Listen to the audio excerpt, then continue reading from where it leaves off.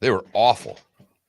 I mean, they made a good comeback to make it a 4-point loss, but they were getting they just ran out the gym in the second half. I was going to say, because they were up one at the half. But... And then Middle Tennessee went on a 13-2 run to start the second half.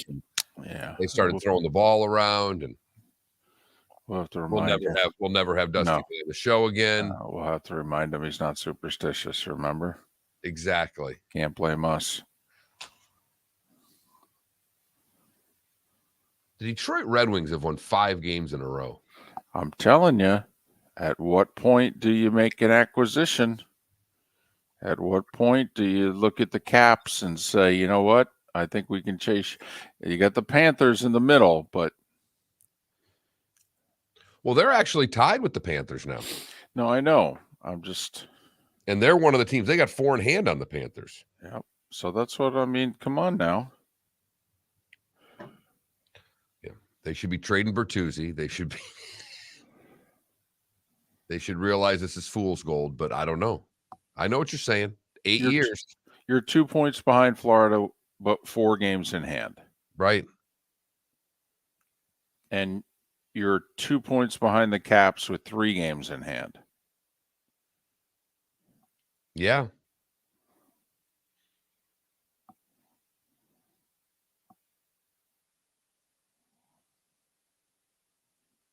And you're a point behind the Islanders with 3 games in hand.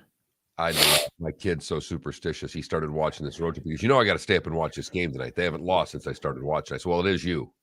You're behind all of it. No doubt.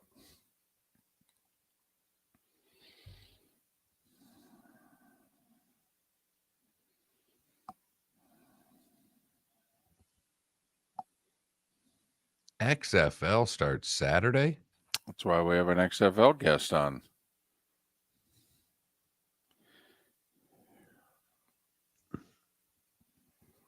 Every time I look, Colorado's losing. How are they in 3rd in the Central? Man.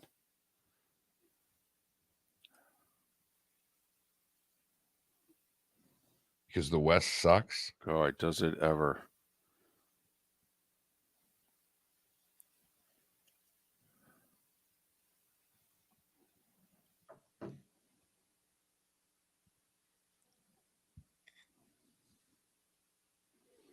So technically the Wild, who are tied with Calgary, but have a game in hand.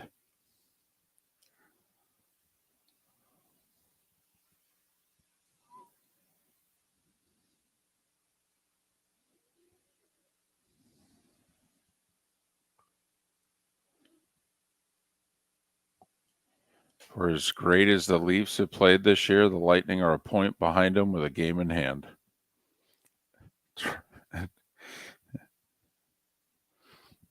Toronto may not even get home ice advantage in the first round of the playoffs. Going to have 90 points, 95 points.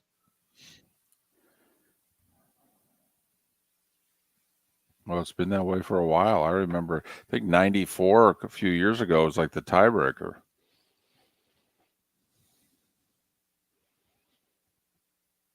I wish they'd go 3 points for a regulation win. And I know that they've done the math and they say that there's hardly any difference. I think it would create more separation.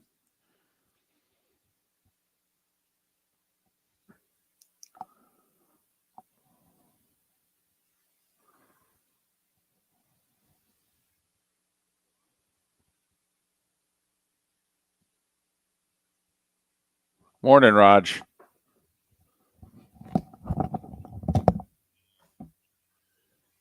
Yeah, he did the good morning, then ripped the headsets right off. It was a really disingenuous good morning. No, he's blowing his nose, but he literally said good morning and took his headsets off.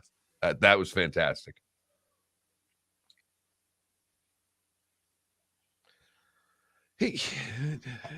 All in all, he did fine.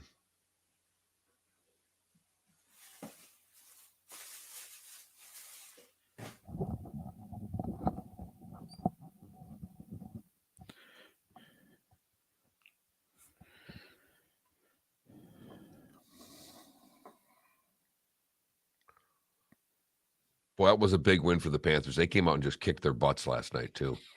And then hung on a little bit late. Hung on a little, but Yep. hey, when you're on the road and you jump out to 3-spit 4-1. Yep. And they said it. I read the little article. They treated it like a playoff game. Problem is they got to play the last 22 that way.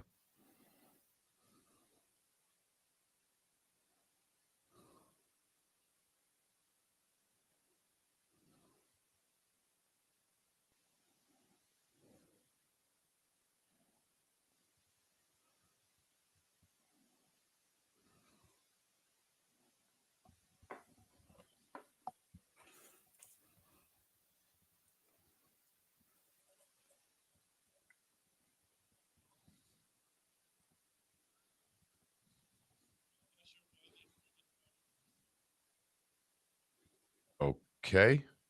We're on.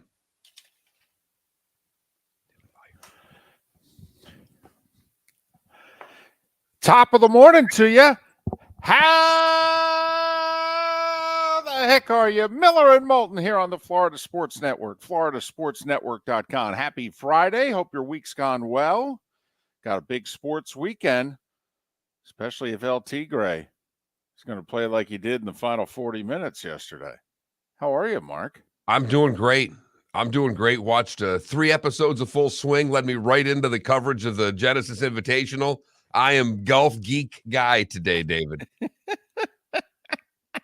Well, you got your collared shirt on, so I knew either you're feeling the golf or you're going to play it shortly after the show. But first off, so what'd you think of Full Swing?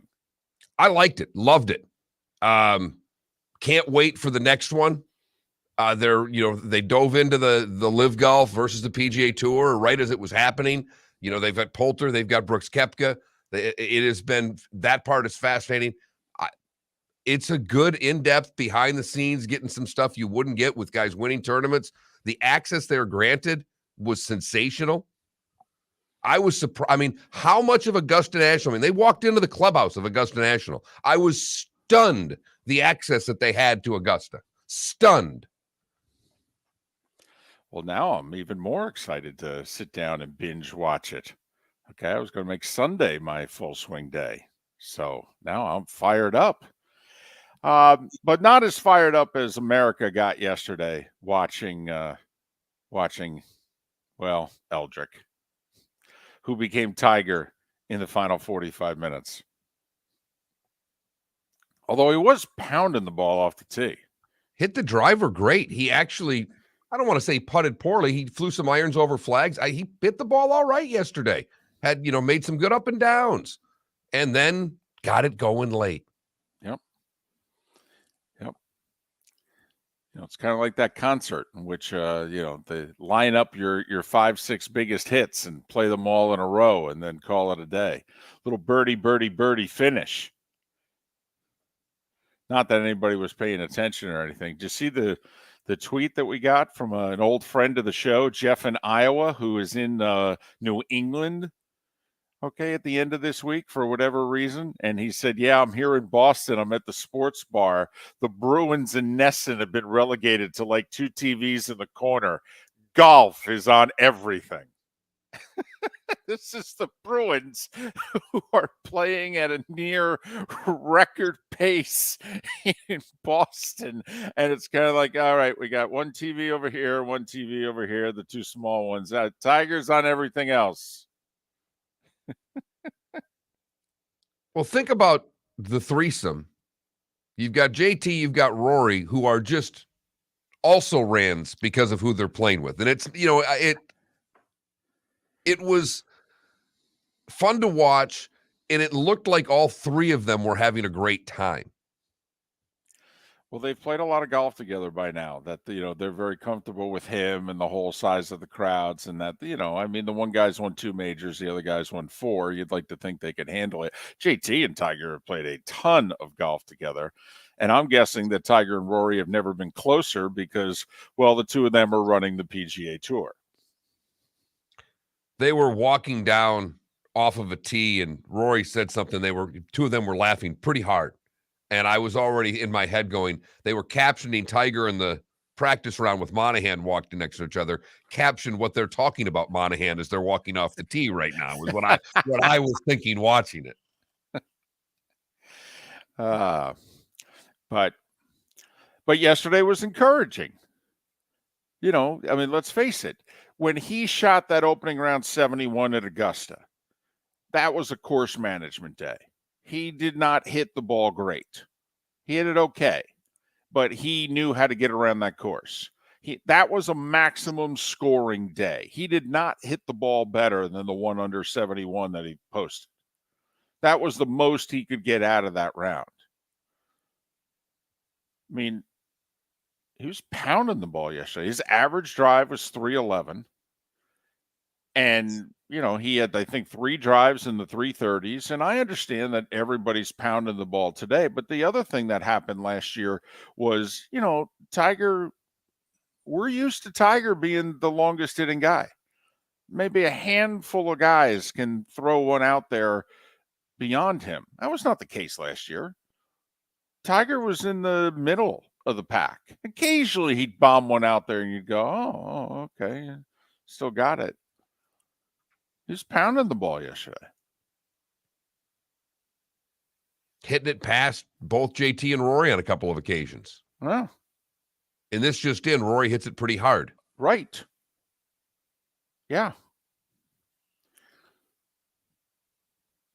JT talked about one in a practice round in which he was just crushing the ball with Tiger, just crushing it, was constantly 20, 30 yards ahead of Tiger. And they got on one tee and, you know, JT said something along the lines of, you know, longest drive or whatever. And JT goes, I hit one pretty good. He goes, and then Tiger puts it 20 yards past me and just kind of looks at me like, you know, listen, yeah, I still got it. Okay. I mean, you know, you do your thing. I'll do mine.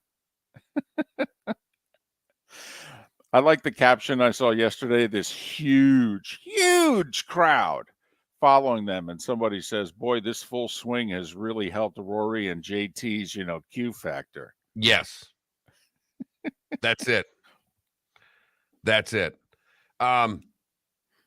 Hey, look at, this is a course that he doesn't even play that well. No, but he's hosting the tournament and he says, all right, what the heck? And as Ron Cyrak pointed out on our show yesterday, the 2 toughest walks on the course are down to the first tee and up to sign your scorecard. 52 steps walking up that hill after playing. He said, otherwise, it's a pretty straight, flat track. But a couple under, 3 birdies to finish the round, and nothing like a little primetime Tiger to get your evening started. Problem now is that was the good tee time. Not just for him, but for us, if you know what I mean. Because Tiger's teeing off within a half an hour of this show ending. And it will be cold. Yes. It was in the 30s yesterday morning when they started. And I don't know if it's going to be that cold today, but it's still going to be 40-degree temperatures. And obviously, when you're dealing with the pain that he's dealing with, cold weather is not helpful to that. So we'll see how Tiger responds today. And we'll also see how everybody is going to try to take it in while at work. You know, setting up your tablet, you know, downloading. I mean, you know, heck, I don't even know. Tiger's hardly even going to be on Golf Channel. I mean, this is going to be what, Peacock? No, well, Paramount? Or ESPN Plus has a lot of the early. ESPN Plus, is that it? I mean, man, gonna have to go digging for this. Featured groups, baby. We'll find it. Don't you worry. Do you take the tablet into your boss right away and you go, hey, it's going to be a hell of a day at work today. By the way, Tiger's playing at 10:24. I mean, do you just head on get the boss to, you know, be all in with you? Like, yep, I'll be watching too. You got to know the boss. This is a case-by-case basis. This is, you know, like your question of Ian Cummings the other day. Do you draft a running back in the first round? David, it is a case-by-case basis here. Do you confront the boss and say, we're blowing the day off and watching golf? That depends. How much does your boss like Tiger Woods?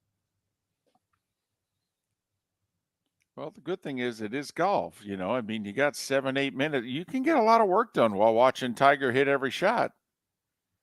I mean, you really can.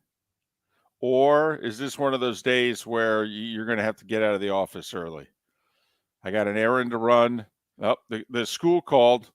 Something going on with my kid.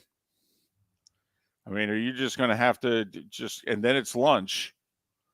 And then, you know, you take it from there. I don't know. Just wondering how do you handle today trying to take in LT Gray?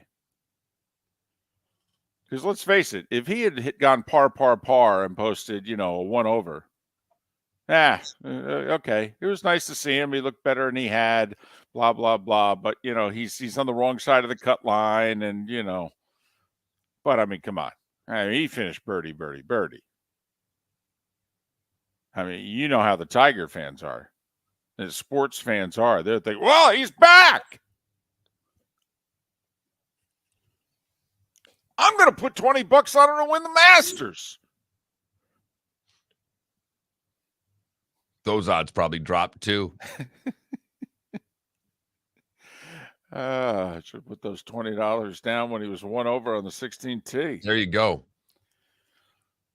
But today's a calculated day. How are you going to handle this?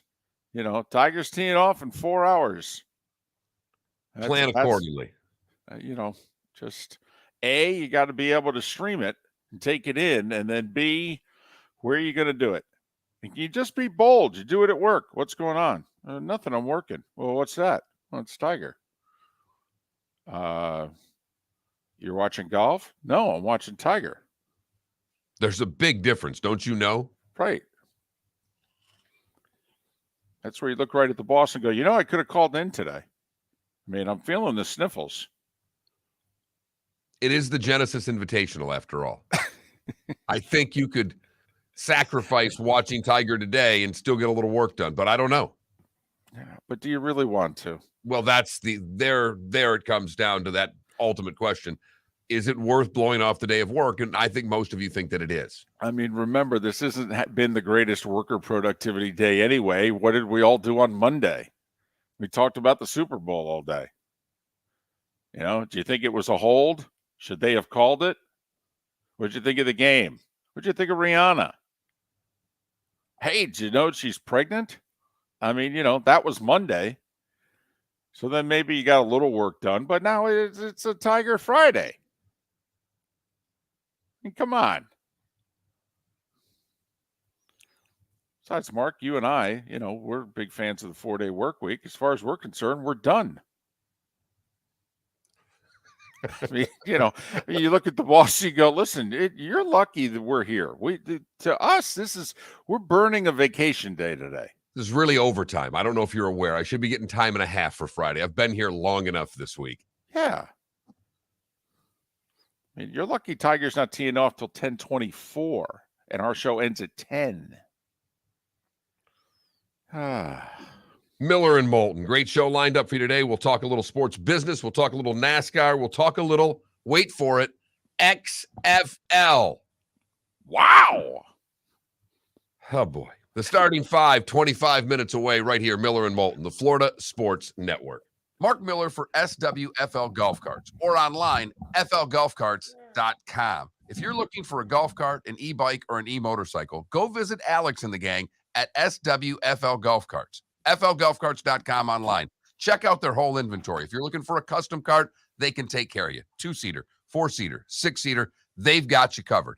E-bikes, nobody better for value and service. E-motorcycles, check them out. Again, flgolfcarts.com. flgolfcarts.com. David Moulton for Napa Auto Parts, and Napa Filters. Insist on Napa Filters for your vehicles, or if you're a do-it-yourselfer, only buy Napa Filters. Napa has a filter for almost anything on earth that moves, whether it's motorcycles, foreign and domestic cars, vans, SUVs, earth-moving equipment. You get the idea. Napa Auto Parts, Napa Filters. Insist on them for your vehicles Or if you're a do-it-yourselfer, only buy Napa filters. Located on the East Trail, locally owned Naples Tiki Bar and Grill is an outdoor eatery next to the Hitching Post Shopping Center. Island-inspired food with a true tiki theme. The best place in Naples to enjoy the beautiful weather in Southwest Florida. The Naples Tiki Bar and Grill offers a great menu for dine-in or takeout. Enjoy our famous pulled pork, huge burgers, and tiki bar cocktails. Don't miss happy hour every day from 3 to 6 and live music 7 days a week.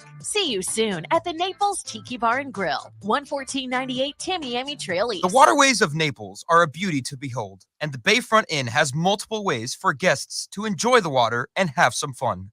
Gather your family and friends and enjoy a leisurely day on the water with a pontoon or deck boat. If you prefer to explore the waterways without a motor, the Bayfront has canoes, standboards, and kayaks.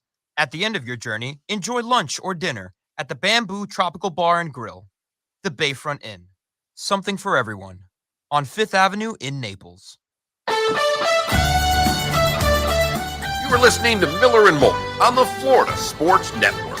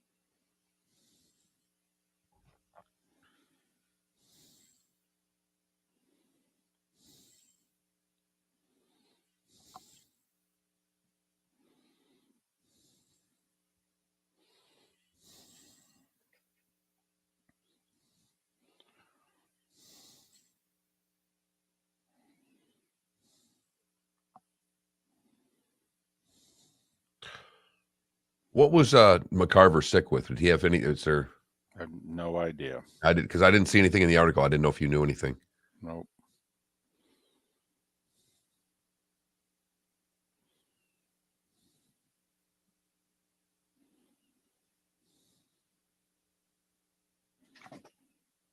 Adam, I think you're stretching it to go Palm Beach.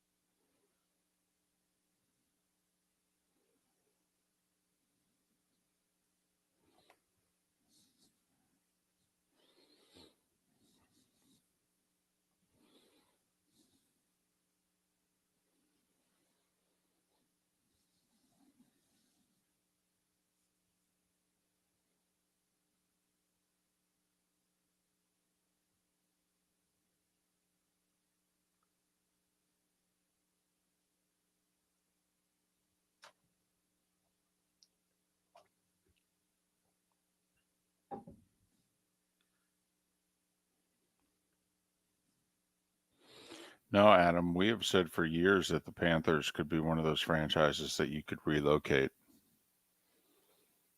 I'm wondering if Jordan's basketball team is another one that you could put in Seattle tomorrow.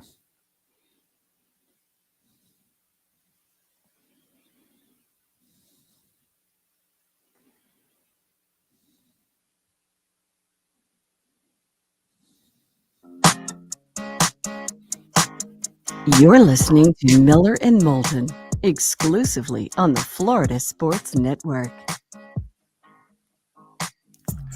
21 minutes after the hour, top of the morning to you. Miller and Moulton, the Florida Sports Network, floridasportsnetwork.com. Tiger Woods, obviously the biggest story in sports yesterday.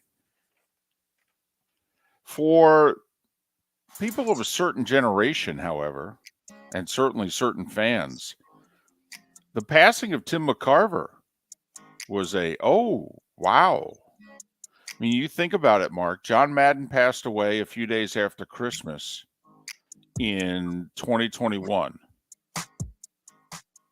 So in the last 14 months, if you think about it, we have lost really the three analysts of at least one era, if not even longer than that. We lost Madden, but also in the last 3 weeks, we've lost Billy Packer and Tim McCarver. And if you think about it, I mean, baseball, football, March Madness, college basketball, which, is still a fairly big deal in this country. I mean, those were the three dominant voices. And the funny thing is, I don't know about you. See, I was a McCarver guy because I'm a Mets fan. And so I got McCarver doing Mets games at the infancy of before he went national, he was doing Mets. And the Mets got good for the first time in a while when he and Ralph Kiner and others were doing the games. And so, for Mets fans, it's like he was our guy. But then he goes national, and a lot of people hated him. I was never a McCarver guy. I never would say I hated him. I thought he had happened to him what so many of our broadcasters have happened to him. They're really good. They come on the scene, and for whatever reason, whether they change their style or we think they change their style, they're not as beloved later in their career as they was early. And I think McCarver had some of that. I thought McCarver became a little arrogant later in his career with the way he did games, and I didn't like his style. I never thought he was a bad broadcaster. I just didn't like the style, if you will. And, I'm one of those that believe that McCarver didn't change, that we did. That, when I listen to him, that I'm like, well, this is the same guy I've always listened to. He's been a first guesser. The one thing I will say, McCarver was one of the few analysts. He was not a second guesser. He was not pointing out what just happened. McCarver did the game like a manager would do a game. He was thinking 3 to 5 chess moves ahead. But in doing so, sometimes he also talked a lot. Norm Chad had a great line about McCarver as to why it is he wasn't a fan. All right. Somebody said, how come you don't like McCarver? He said, because when you ask me to McCarver what time it is, he'll tell you how to build a watch.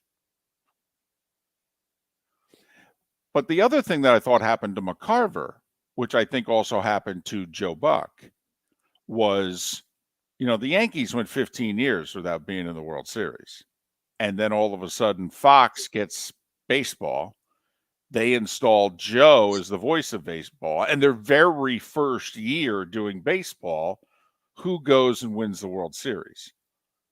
And then who, for the next 5-7 years, seemingly was in the damn thing every year. Because from 96 through 03, they were in 6 of the 8 World Series. And the Yankees are polarizing. And the Yankees are winning. And then, therefore, the people who didn't want the Yankees to win, I thought, turned on Joe and Tim. Because they're saying good things about the Yankees. Well, they're winning the World Series. What are you going to do? Say bad things? So, but Tim McCarver passed away at the age of 81, a few weeks after Billy Packer and barely a year after John Madden. And it just struck me that if you think about it, those were from an analyst standpoint. You know, you got Summerall, you got Jack Buck, Dick Enberg, you know, probably the play-by-play voices of that time. But, you know, those were really the analysts for football, baseball. I mean, you know, both Joe and Tim did 24 World Series. 24. 24 World Series. Joe Buck's 53 years old. And he walked away from doing the World Series. And Fox wanted him to do it until basically he stopped broadcasting.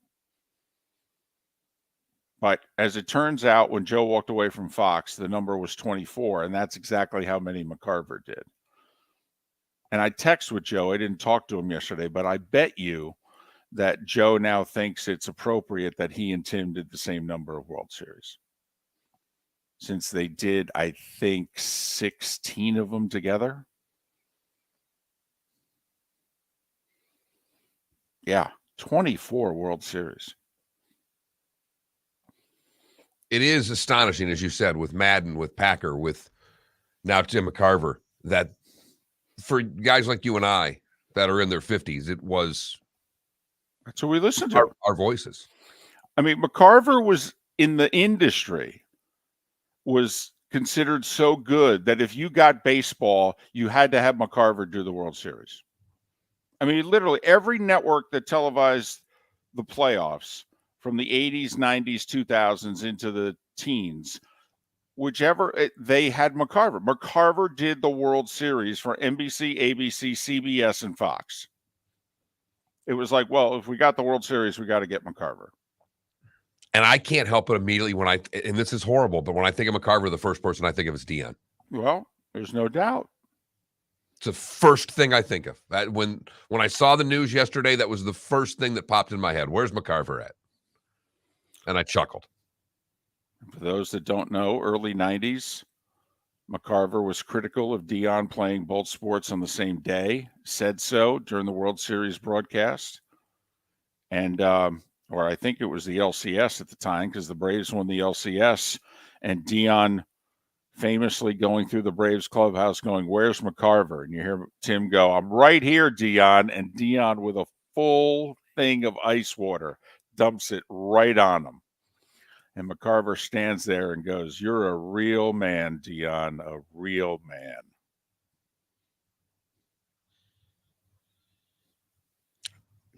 That's where my head goes when it goes to McCarver, of that petty little argument, vendetta, whatever it is Deion wanted to get off his chest and then dump on Tim McCarver. But the Mets fired McCarver, and they fired him because he was too honest. He second-guessed Bobby Valentine's managerial decisions. He second-guessed some of the moves that Steve Phillips made. And he had done Mets games for nearly 20 years, and the Mets fired him. And they had no problem saying why it was they fired him. They basically said, "Listen, you're an employee of the team. Your job is to say good things to the team." And McCarver said, "No, my job is to serve the listener." And that is his job, and was his job, and should be any analyst's job, particularly when they work for a team. Fans don't want to hear fluff. That's what he said. Fans know you're doing them a disservice by not telling them the way it is. But some teams don't want that to happen. They want you to be a mouthpiece.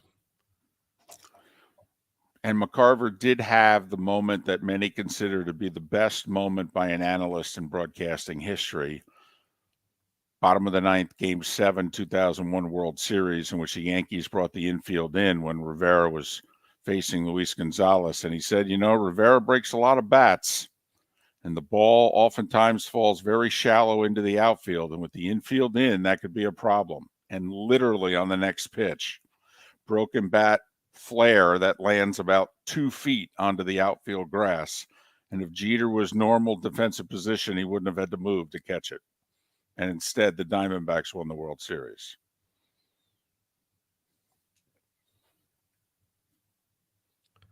So, surmise to say they've been calling plays long before certain broadcasters made Right. it in vogue to do so. I was going to say, call a football play. That's impressive. Call a baseball play. Well, that's a mic drop.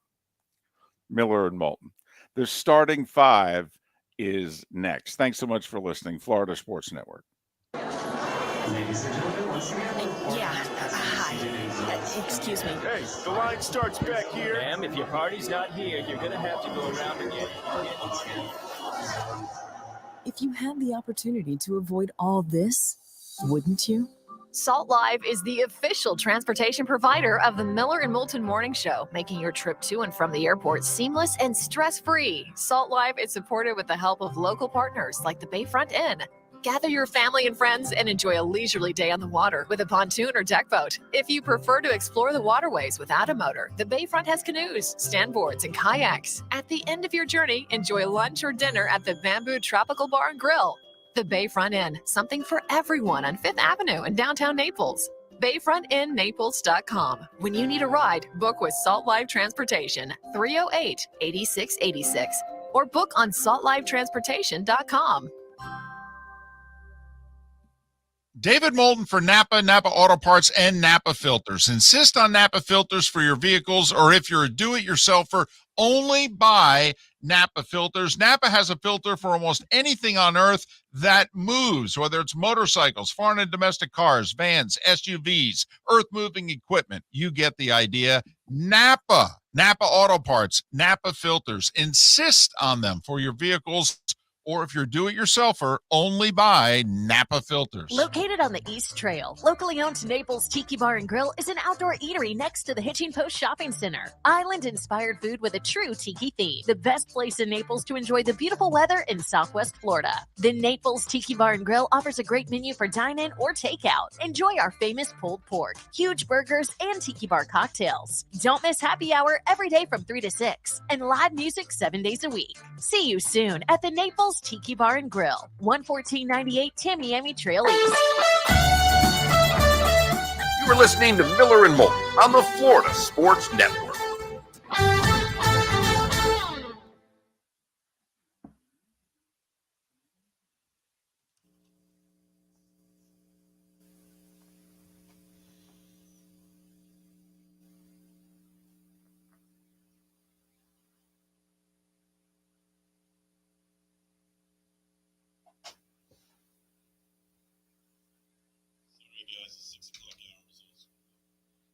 Okay. Kind of what I figured. Don't know how, but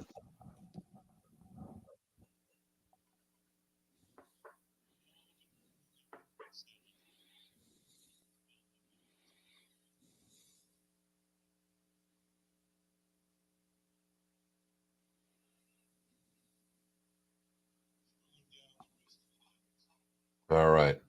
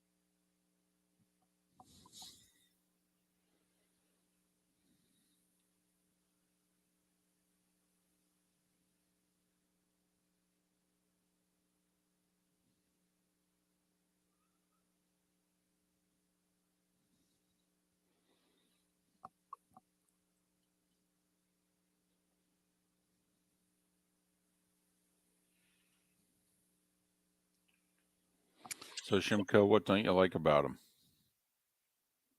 I mean, to me, he's a wet noodle, but I'm pretty critical.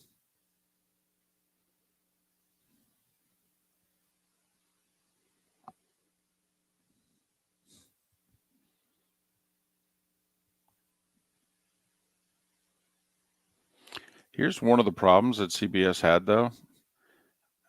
I don't know if there was pressure, but CBS wants to have a Masters champion in the tower.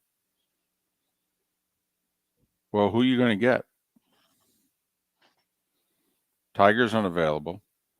Phil's untouchable now. Who are you going to get? Mark O'Meara? I mean, you know, Bubba's still playing, and now he went LIV, so he may be untouchable. You know, Duval never won the Masters. Finished second. Didn't win the Masters, though.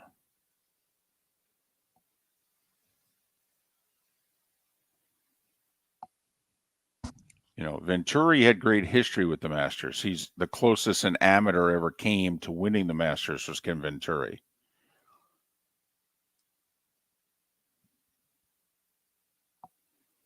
You know, Nick obviously won it 3 times. And that was, I think, part of the box that CBS was in here. It's like, well, we'd really like to have a Masters champion.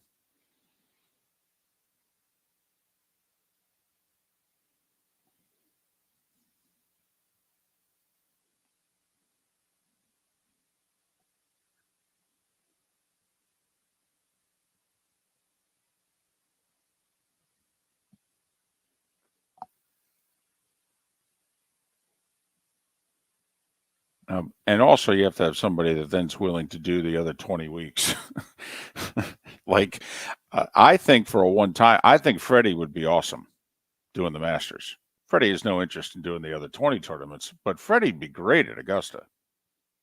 And if Freddie, Nance couldn't talk him into it, he ain't ever going to do it. Exactly. And Freddie's a straight shooter. So Freddie would have been great. And I'm not a Freddie guy. I think he'd have been terrific. He's got a good personality. He's got, he tells stories. He knows everybody.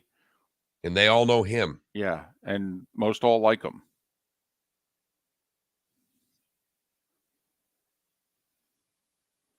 The guy I always wanted to see in the booth, and the word was he agreed to twice and then backed away, was Trevino. God, Trevino in the booth would have been amazing.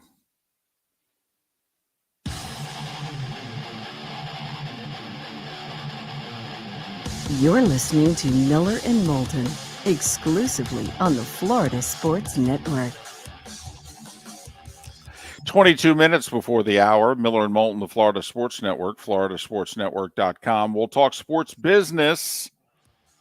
This is looming as a monster story, not just for baseball either. NHL, NBA, this whole Bally's regional sports model. The one company's filing has already said we're not making the payment that we need to make this month. We're starting bankruptcy procedures. Kurt Badenhausen of Sportico is going to join us coming up at the top of the hour. This is going to be a big story. Not going to be a sexy story, but it's going to be a story we're going to need to pay attention to because it is sooner rather than later going to affect our viewing, especially in this state. Damn near every team is on a regional sports network. No, I think they all are. I think every team. I think both the Magic and Heat are. Obviously, the Rays and Marlins are. The Panthers and Lightning are. Right. If you're baseball, basketball, hockey, you're on a Bally Sports Network. And 30 days from today takes us into the middle of March. Well, you still got NBA and NHL regular season going on for another 4 weeks. So it's, kind of a big deal. I mean, listen, Mark, it's such a big deal. The NHL actually released a statement yesterday. Did you see their statement? It was pathetic. Hey, we're paying attention to this. The statement. Jay Monahan from the PGA Tour went, I made a better statement about Live Golf than they made about the Bally Sports here. The statement was so bad that it literally gave off the impression, wow, it's like somebody tapped him on the shoulder this morning and let him know what was going on. Wait, what? Our games aren't going to be televised? Where? Come on. Everywhere. Right. Half the league. Come on. You're joking. Time now for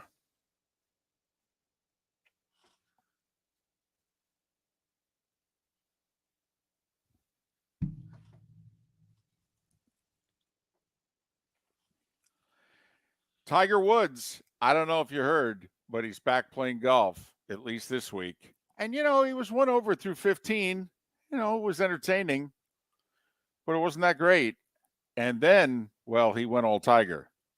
Birdie, birdie, birdie finish. Little 2 under 69 on the board at Riviera. Thank you very much. She's T27. The cut line right now would be even par. So, Tiger can probably afford to be, 1 over today. Who knows? Maybe even 2 over. Would you stop it? He's going to shoot 67 today. Don't do that. No, he's not, because he's teeing off in 3.5 hours. And it's going to be 44 degrees out, and his body is 80. But anyway, Max Homa, Keith Mitchell, your leaders 7 under. John Rahm 6 under. Morikawa in a group at 5 under. Rory in a group at 4 under. Ricky Fowler, JT in a group at 3 under. For what it's worth, Jordan Spieth 3 over. He's got work to do today. Tiger tees off officially 10:24 a.m. Eastern. Yes. So basically 10:24 to about 3 o'clock. You figure out how you're going to watch Tiger. You cutting out of work. You just putting the iPad right there at work. I mean, how bold you going to be? You going to be sneaky? You going to be bold? Make your decision now on your morning coffee. Tiger, 10:24 a.m. Eastern tee time. 7:24 out there. The sun will barely be up. Twin 150s last night at Daytona, Mark. I'm glad both races played out the way they did. The one was a nice drive. Okay, let's make a bunch of left-hand turns. Going to be relatively uneventful. Joey Logano's going to win. Okay, he always does well here. That makes sense. Ross Chastain led a lap, finished 11th. Everybody has their primary car for the race on Sunday. Then you had the second race. Eric Almirola won it.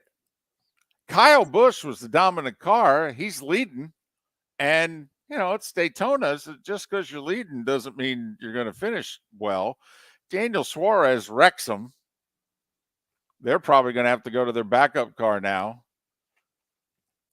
They got 2 Chevy Camaros, don't get me wrong, but still.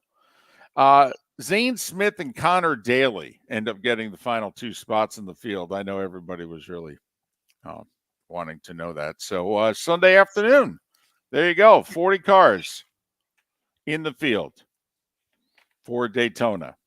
I'm picking Chastain. I'll take Elliott. Okay. All right. You could say that about 35 times this I will. All right, now, are you doing that for your son? No, he's the best driver. You sure he's the best driver? I think he's got the best car. Week in, week out, I think he may have the best car. You think he's the best driver? If we did an IROC series, you'd take Chase Elliott? I would. Okay. That's interesting. I don't know who I'd take. I might take Kyle Busch, actually. I might take one of the old guys. But that's a me thing. Mark Martin still thinks he could get in there and win. Listen, NFL news. The Saints' Alvin Kamara and the Bengals' cornerback Chris Lamons both indicted for assaulting a man outside a Vegas nightclub at the Pro Bowl last year. So it took a year to indict him. Have no idea what that's going to mean for them and with their respective teams and with the league and what have you. So we'll see how this plays out. And Mark, I think they listen to Miller and Moulton because we're the only show that complained about the Bush push. Apparently the league now wants to get rid of it. They're like, Good. that's not a football play. It's not. I know. I'm just saying. Looks like they want to get rid of it. College football news out of Tallahassee. Ron DeSantis, our governor, he signed a law. It removes all the NIL restrictions that Florida had in comparison to most every other state. So now, all the schools in Florida think they're on an even NIL playing field. Okay, something we can get Republicans and Democrats to agree on, Mark, is that, hey. Bipartisan bills are NIL bills in states, David. We haven't had a national championship in how long? Can we all agree, please, that college football is very important? All right, we can discuss the environment tomorrow. Thank you. The XFL is going to kick off tomorrow. Third time's the charm. They did a year. What was that? 01? Then they were doing it in 2020. Season was underway. They played like 4 games. Then, that whole pandemic thing. Then The Rock bought them after they went into bankruptcy, and he kept them on the shelf the last 2+ years. But now he signed a deal with ABC/ESPN. All the games are going to be televised and streamed, by the way. 8 teams in the league. They're all playing 10 games. I want to see these streaming numbers. I really and truly want to see the actual number of people that are streaming XFL games. Just saying. No. I'm just, and you are, and I just did. That's all. Tampa lost their franchise. In the restructuring, they took a look at attendance and what have you, and they said, New York and LA are bottom in attendance. People don't care. Yeah, we could have told you that. And Tampa lost their franchise. They moved it to Orlando instead. They're the Orlando Guardians, and they're facing the Houston Roughnecks tomorrow night. It's televised, 4-letter network, 8 o'clock. We'll have our XFL preview. That's not a joke. We'll have our XFL preview coming up in a couple hours. It's not a joke either. It's on my show sheet and everything. Mark phone nearly number, called in. Twitter handle. No. We're doing this. Mark nearly called in sick when he saw it, but he decided, okay. Listen, I'm surprised Rod showed up for work. I mean, it's bad enough Purdue lost at Northwestern over the weekend. Now they had a chance to be number 1 in the country again after Alabama's loss. They went to College Park last night, got whooped. Maryland beat them by 14. Well, we're never going to have Dusty May on the show again. Nope. Watched that game last night. Every time they showed him on the sideline, said, "Nice interview, Coach. Great talking to you. It'll never happen again." 25th ranked FAU lost in Murfreesboro, Tennessee to Middle Tennessee State, 74-70. Second ranked Houston, in line to be number 1 in the country. They beat SMU by 15. UCF lost a heartbreaker to Memphis by 1. JU beat Austin Peay on the road. North Florida double overtime. How fun would this game have been? 114-111. How about that? Yeah, women's college basketball. South Carolina's 26-0. They beat the Gators by 31. Florida State beat Syracuse. They're nationally ranked. FGCU beat Lipscomb. They're nationally ranked. 28-8 first quarter lead for FGCU. Miami beat Clemson at home by 5. FAU, North Florida, JU lost. Stetson won on the women's side. NBA, good news for Milwaukee. They beat Chicago. Bad news, Giannis hurt. Sprained right wrist. Yeah, jammed it into the basket stanchion there and chasing down a play. So that's not good. Yeah. So, Bears watching. I mean, first off, does he even play in the All-Star? I mean, if he plays in the All-Star game, he's fine. Right. But All-Star game this weekend, Salt Lake City. He might be out for it. Embiid might be out for the All-Star game. He just said he wasn't healthy. So, I mean, that they love their All-Star game in that league. Yeah, the league does. I don't know. I don't think the players are all that excited about spending a weekend in Salt Lake City. I'm just going to go out on a limb. It's no Vegas. I don't know if it's a Knoxville, but anyway. The Wizards were down 11 going to the fourth against the T-Wolves, came back and won by 8. So good fourth quarter. And watch out for the Clippers. We've pointed it out a few times. They were actually the preseason betting favorite to win the NBA championship. Kawhi is healthy. Kawhi and Paul George together. They made a bunch of moves for depth at the deadline. Word is they're going to sign Russell Westbrook. Clippers went into Phoenix, beat the Suns by 9 last night. Kevin Love's apparently going to get bought out by Cleveland and then apparently signed with the Heat. Do say they need somebody who can shoot the ball from the outside, and these days that's about all Kevin Love can do. NHL, huge win for the Panthers. In regulation against Washington, they're chasing Washington for the final playoff spot. They doubled them up 6-3. Carolina, Columbus, St. Louis, Boston 5-0 over Nashville. Hey, watch out for the Red Wings. How many have they won in a row, Mark? 5 in a row. It's a winning streak, David. They're like a point out of the playoffs. The Detroit Red Wings, remember them? Kraken bombed Philly and Vegas 2-1 over San Jose. Today is the opening day of the college baseball season around the country. So, and in no place is college baseball a bigger deal than Florida. And just about everybody's in action. Miami, Florida, Florida State, UCF, South Florida, the 4A Sun Schools, FAU, FIU, Bethune, FAMU, all in action beginning today and tonight. And finally, Tim McCarver passed away yesterday at the age of 81. He broadcast 24 World Series, won 6 Emmys, and was inducted into the Baseball Hall of Fame in 2012. And at 9 minutes before the hour, that was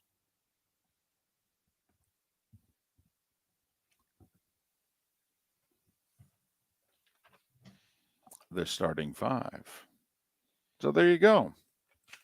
Talk a little sports business at the top of the hour. We'll head to Daytona, talk with Bob Pockrass, top of the 8 o'clock hour. And yes, an XFL preview. If for no other reason, we'll tell you the teams, maybe 3 players that you've heard of, and the rule changes, which is what I'm most interested in about this league. Because Dean Blandino, who used to run NFL officiating, is running XFL officiating. And clearly this league is trying to be the league that the NFL, just buddies up to a little bit. That's really the 2 spring leagues. Which one can get the NFL to, I don't even know, they notice it, but have some sort of loose working relationship in one way, shape, or form? So the XFL begins play this weekend. The USFL doesn't begin play till mid-April. So the XFL gets a 2-month head start. Most of their regular season will be complete before the USFL even kicks off. I will say this, Mark, for the football goober out there, you're going to have helmets and shoulder pads till July 4th. If you're interested, you're going to only have about 5-6 weeks in the entire year where there's not helmets and shoulder pads playing. That's if these leagues start and finish. And I think that has to be, how can that not be on the table? I think both leagues will finish their regular season. I would bet on. Okay. Year 2, we shall find out. Year 3, same thing. Miller and Moulton. We're doing an XFL preview on the show today. XFL on the Florida Sports Network.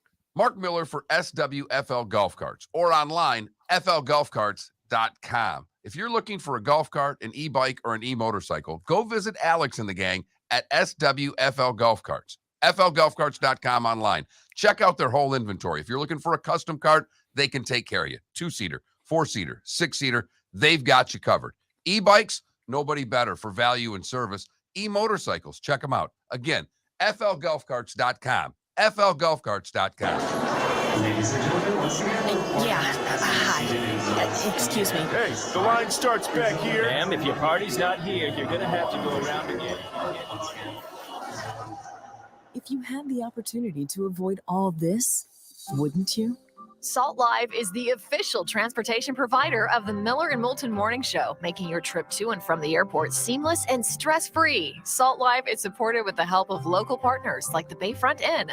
Gather your family and friends and enjoy a leisurely day on the water with a pontoon or deck boat. If you prefer to explore the waterways without a motor, the Bayfront has canoes, standboards, and kayaks. At the end of your journey, enjoy lunch or dinner at the Bamboo Tropical Bar and Grill. The Bayfront Inn, something for everyone on 5th Avenue in downtown Naples. BayfrontInNaples.com. When you need a ride, book with Salt Live Transportation, 308-8686, or book on saltlivetransportation.com.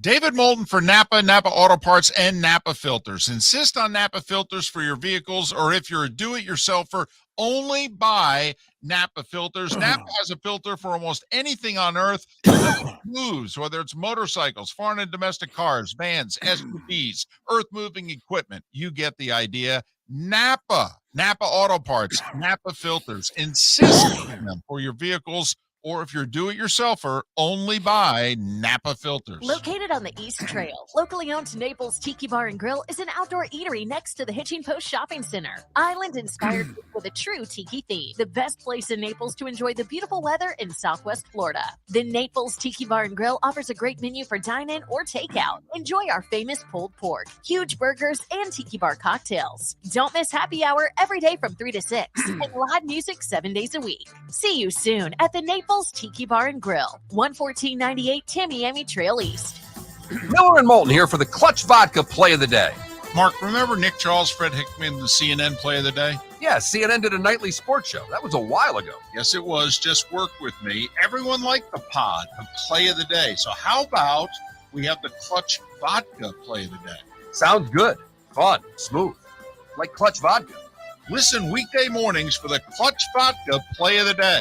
That's Clutch with a K.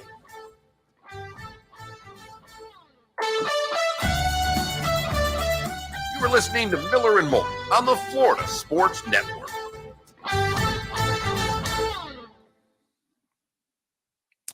Paul, I said the 4 A-Sun teams.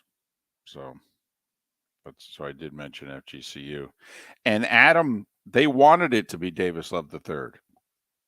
And they put Davis Love III on like masters.com, and they tried to make him the guy, and he wasn't good enough.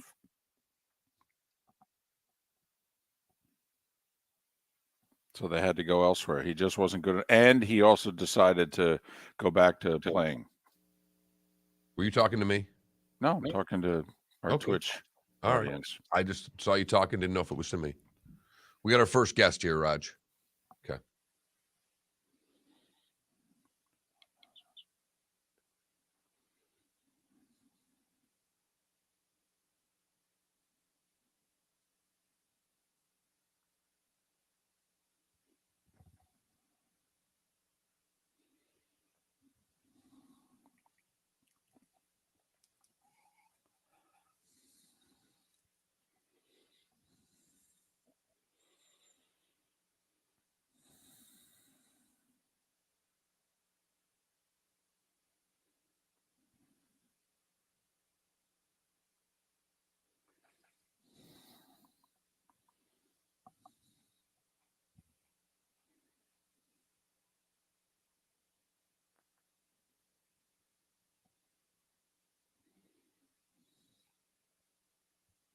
We got Kurt on the line. We're good. Oh, wow. Yeah, unlike our normal producer, everybody else gets him on with plenty of time.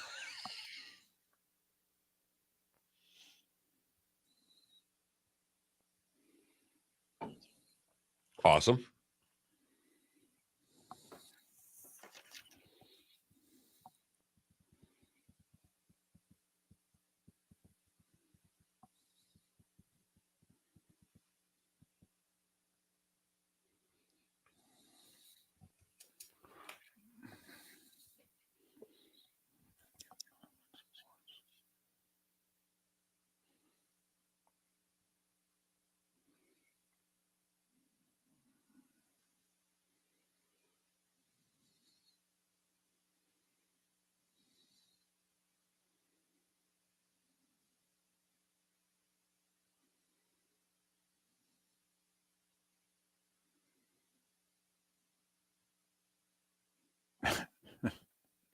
Adam, I really think you need to take your win today.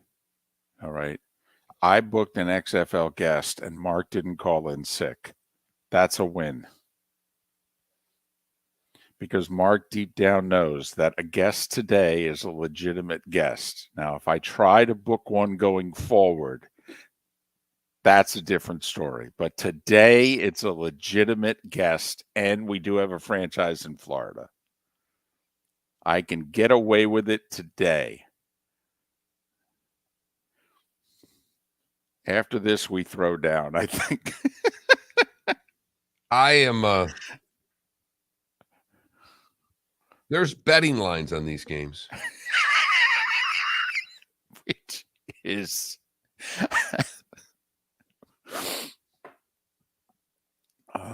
AJ McCarron's a quarterback in this league? Paxton Lynch is a quarterback in this league. He might be the Orlando quarterback. I thought I read that.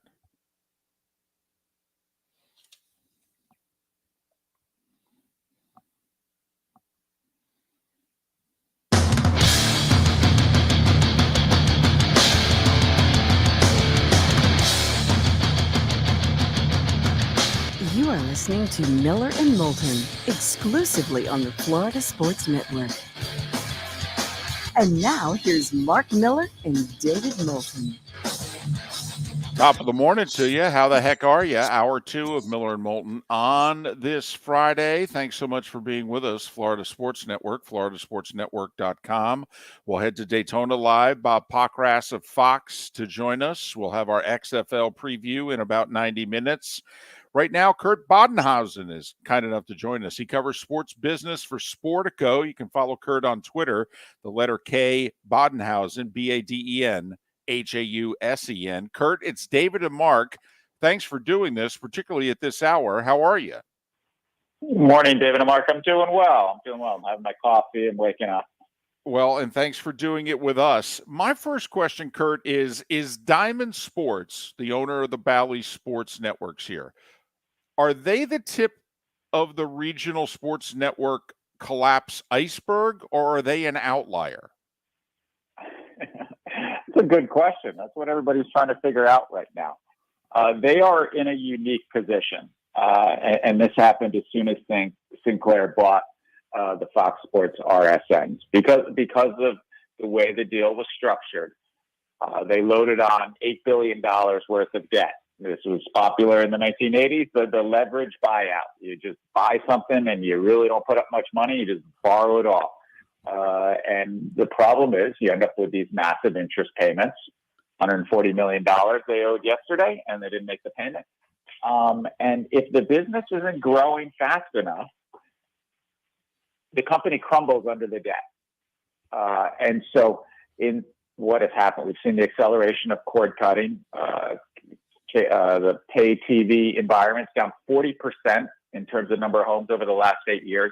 And so these RSN were built with the accelerating rights fees, with the idea that that universe of cable subscribers would stay steady and we could raise the monthly fees each month that we charge affiliates. And then that would cover our rising media rights fees that we pay our baseball teams, our basketball teams, our hockey teams.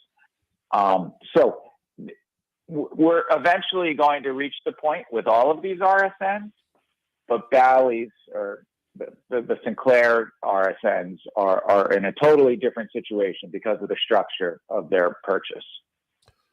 How quickly will this affect the end user, meaning the viewer? What does this mean for basketball, hockey seasons, baseball seasons for the viewer? When and how will we be disrupted? Well, Rob Manfred says for baseball, there's going to be no interruption. The end user will get their games. This is going to play out over the next 30 days. When they miss their interest payment on Wednesday, the $140 million interest payment, that really got the clock started. So we have 30 days before any sort of official bankruptcy. So what is happening right now is all of the people with a stake in this, largely the teams, MLB, the distributors, and Sinclair, or Diamond Sports, which is the subsidiary of Sinclair, where all the RSNs are held. They are going to be negotiating behind the scenes, and so as I say, the deadline spur action. There's a deadline here because in 30 days, if they file for bankruptcy, everything ends up in bankruptcy courts then. So then all bets are off. What happens if they haven't figured out some sort of prepackaged bankruptcy where they've worked out all the details, where the people that loan the money, the banks that loan the money are going to take a haircut. The teams are going to have to take a haircut on their rights fees to figure out how to make this an ongoing business. But Rob Manfred says no matter what happens with this bankruptcy, MLB is ready to step in, do production through their MLB network, and carry on. But I think it's naive to think there won't be some hiccup if it does come to that. And if it does come to that, teams are going to take definitely a short-term hit, because there's no scenario that they can make up the rights fee that they're guaranteed from right now from Diamond Sports. Kurt Badenhausen covers sports business for Sportico. Follow him on Twitter, the letter K, Badenhausen, Badenhausen. Well, is Major League Baseball going to write a check to keep these RSNs on the air? Or are they going to let them collapse and say, okay, we're going to do everything out of Secaucus? I mean, I'm kind of no. I'm curious, and also it seems as if this is catching the NBA and the NHL by surprise. Baseball's been aware of this for 6 months. The NHL released a statement yesterday, Kurt, in which it sounded like somebody tapped them on the shoulder at noon and said, "You might have a problem here." Yeah, I saw that statement. It was kind of like, huh?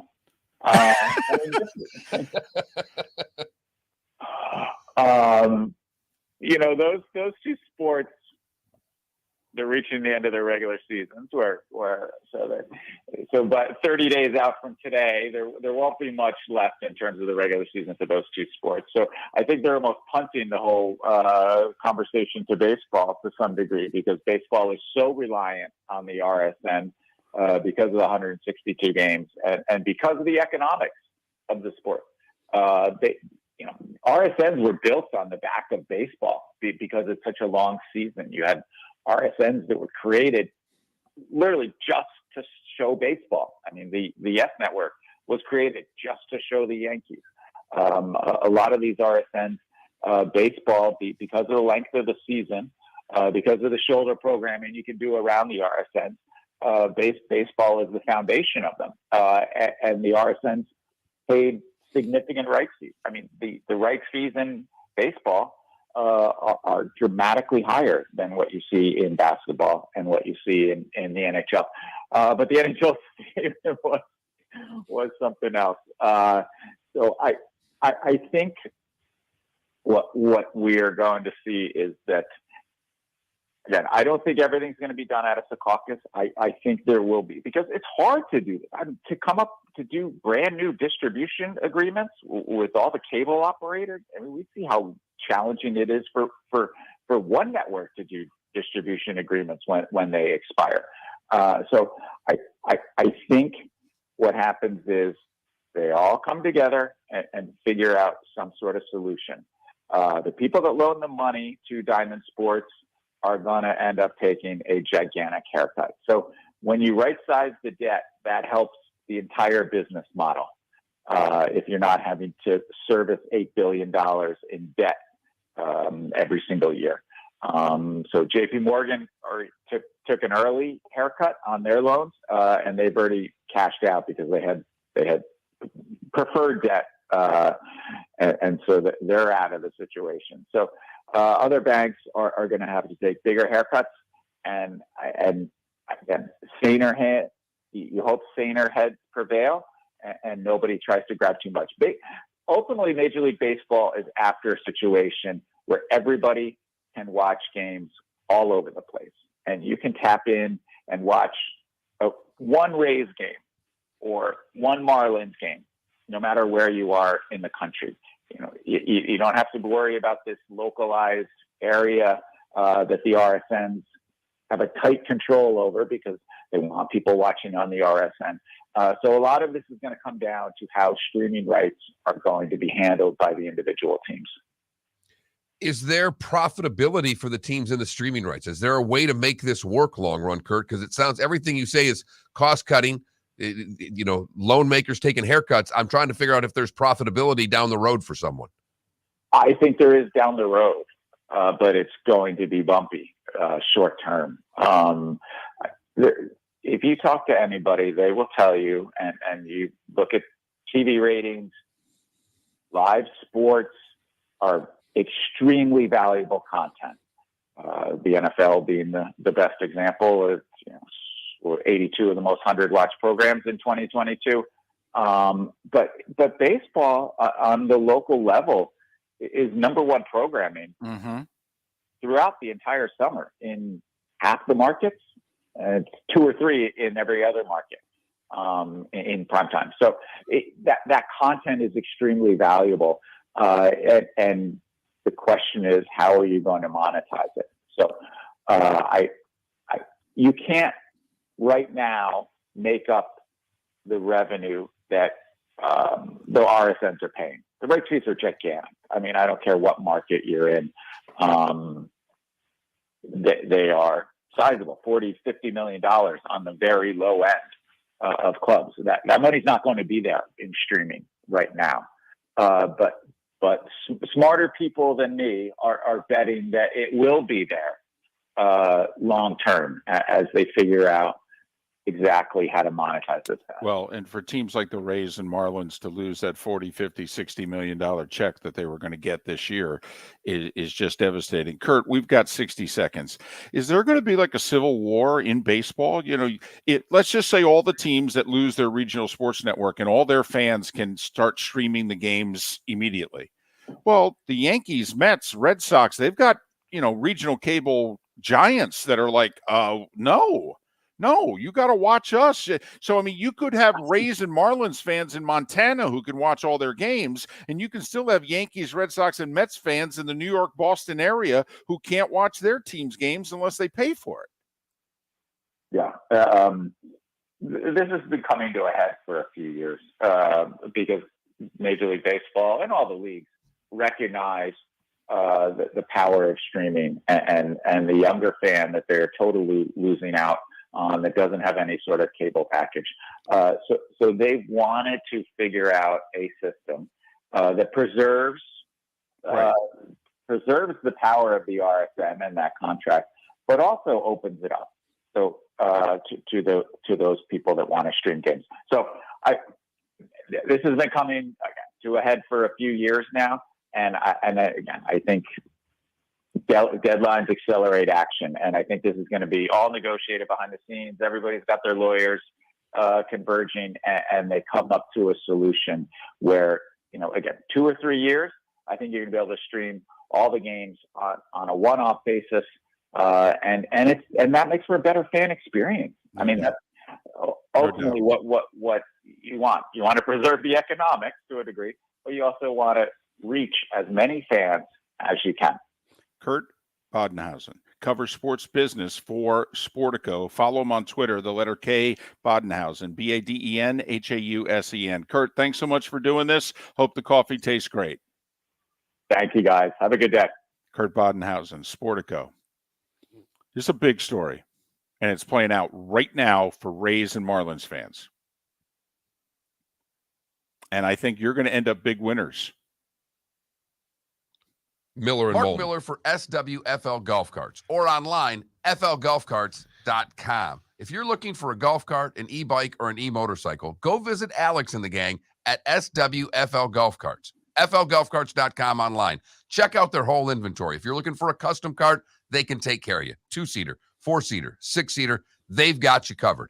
E-bikes, nobody better for value and service. E-motorcycles, check them out. Again, flgolfcarts.com. flgolfcarts.com. David Moulton for Napa Auto Parts, and Napa Filters. Insist on Napa filters for your vehicles, or if you're a do-it-yourselfer, only buy Napa filters. Napa has a filter for almost anything on earth that moves, whether it's motorcycles, foreign and domestic cars, vans, SUVs, earth-moving equipment. You get the idea. Napa Auto Parts, Napa filters. Insist on them for your vehicles, or if you're do-it-yourselfer, only buy Napa filters. Hi.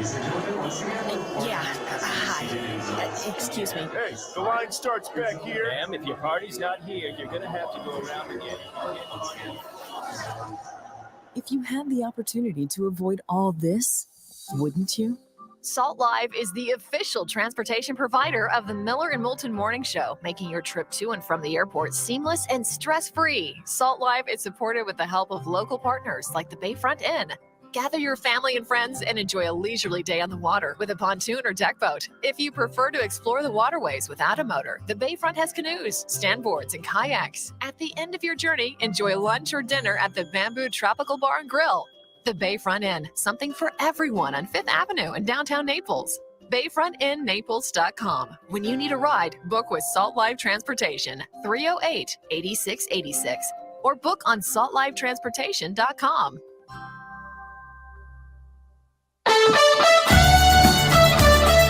You were listening to Miller and Moulton on the Florida Sports Network.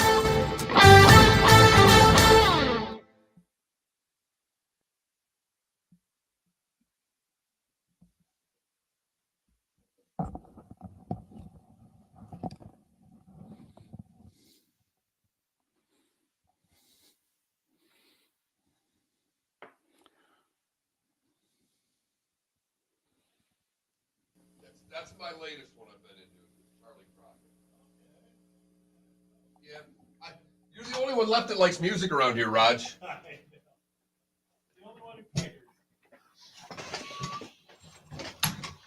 We had Semesco on yesterday. He was talking about seeing Cinderella at the ranch. Cinderella and LA Guns or whatever show Roach put on there a while back. Oh, big. Well, and good, but good hair. Likes Queensryche, likes Maiden, not just, he's a metal guy. Which always makes a lot of sense coaching women's college basketball. You must have so much to relate to those girls with.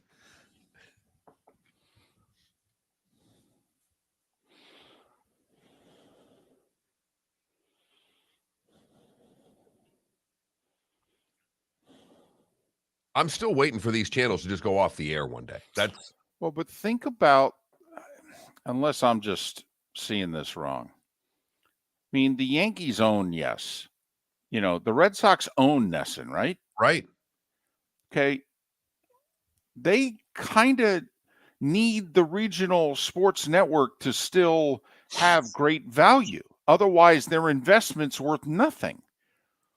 And so the Yankees and Red Sox and Mets, even though Cohen doesn't own SNY, the former owner of the Mets still owns SNY, but eventually the Mets will own their own, regional sports network again, in theory. So let me get this straight. So Rays and Marlins fans all over the country by opening day are probably going to have a streaming service provided to them where they could go game by game. And then they're going to avoid all the blackouts that the other fan bases still have to live with. And the Yankees are going to go, so let me get this straight. Now I've got Yankees fans who are in Montana with a Rays and Marlins fan, and the Rays and Marlins fan are laughing at them going, well, I can get my games on streaming. How come you can't get yours? And I'm catching grief. And so you're going to want me to stream my games and make the value of my regional sports network, which is worth billions right now, worth nothing.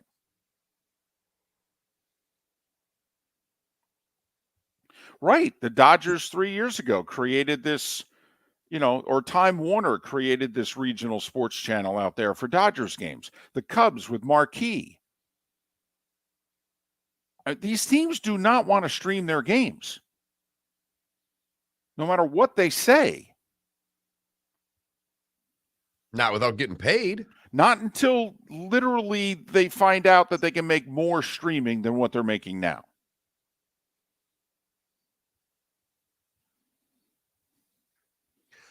See, I thought you could stream outside the market. The problem is inside the market when you can't stream. Right. Remember, the New York market's kind of big. There's a few people in it.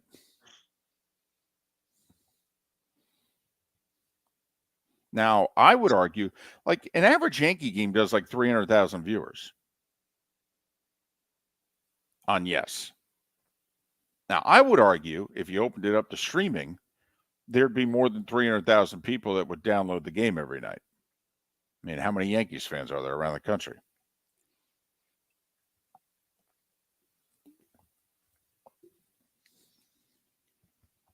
That's funny. Nick Kostanaka, I believe you say it, is doing a little skating on the pond there in Raleigh. 74 degrees out, and he's skating at Carter Finley.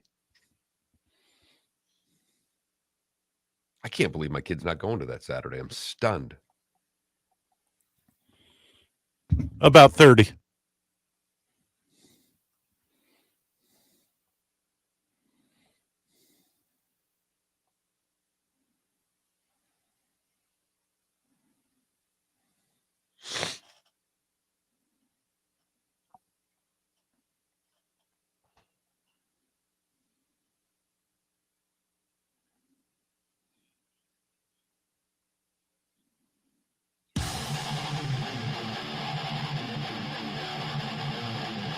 You're listening to Miller and Moulton, exclusively on the Florida Sports Network.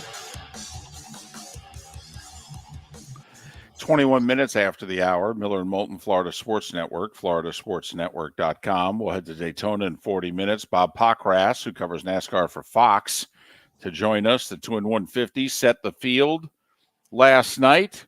Joey Logano, Eric Amarola won the 2 races. They're row 2.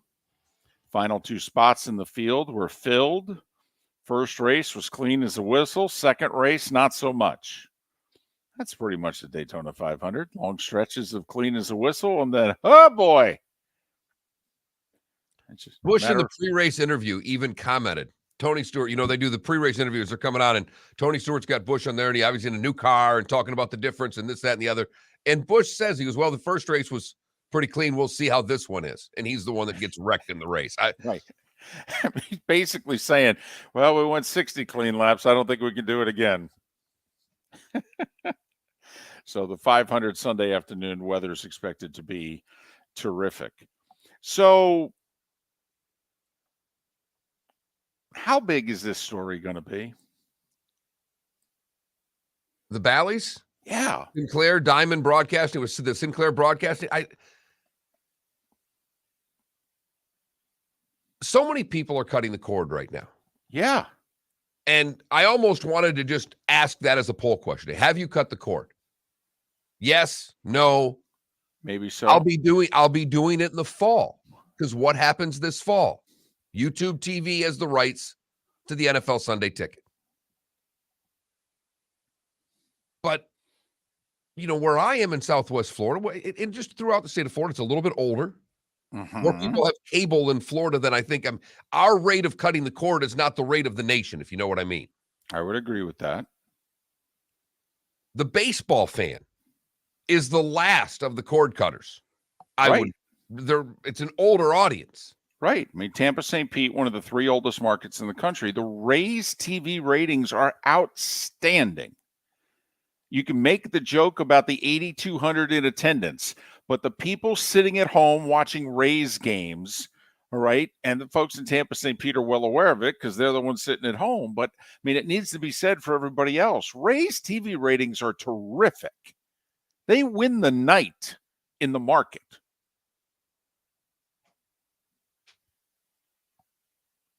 So this is highly rated programming that we have no idea what the future of it is.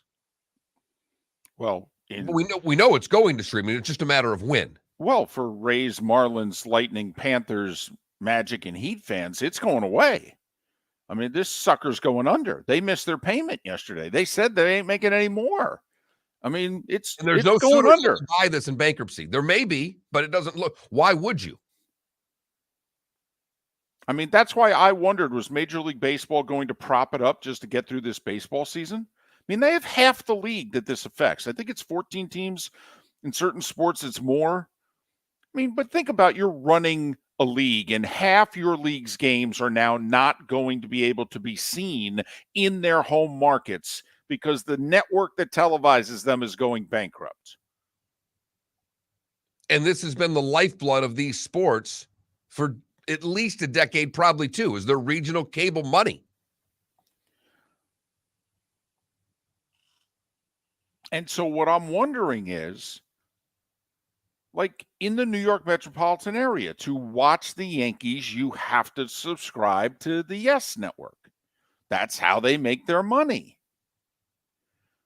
Well, if you're going to, and it's been the same for all 30 teams. Well, now if because of this regional cable network going bankrupt, and if you're Major League Baseball and you need these games on the air in 6 weeks, no matter how you do it, and if you decide, Mark, between now and opening day, in those 14 markets, we're going streaming, and we'll produce them.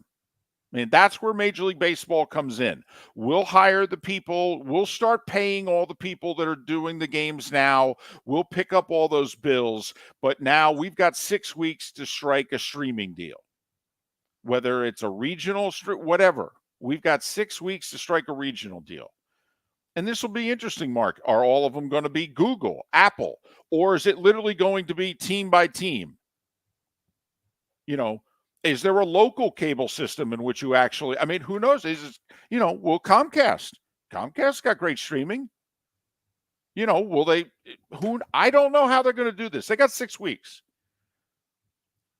But then you're going to have the Yankees and the Mets and the Red Sox and others go, so does this mean basically that our business, you just broke our business model? And not to mention, if they prop them up, all these networks that are owned, we talked about this yesterday briefly, David, the Yes Network and the like. Well, Major League Baseball is paying for 14 teams network, and what are we getting? Right. So let me get this straight. We have to provide revenue sharing to many of these same teams because of how much money we spend, because we're trying to win more than they are. They can say whatever they want. Okay. And now we also have to pay to prop up either their regional cable network or to provide streaming for their games. How much, basically the Yankees are going to be like, how much more can I do for the Cleveland Guardians? Who then are going to send better pitching on the mound to beat us in October. But that's a whole other story. And I think Kurt is right in which he said that he thinks the NBA and the NHL are putting their heads down going, well, it's the final month of the regular season. We've gotten most of our money for this year. Yeah, maybe this won't affect us. I mean, if our fans are upset, how many games are they going to miss? 8? Whatever. I don't know. And some of those markets kind of important. Fighting for a playoff spot.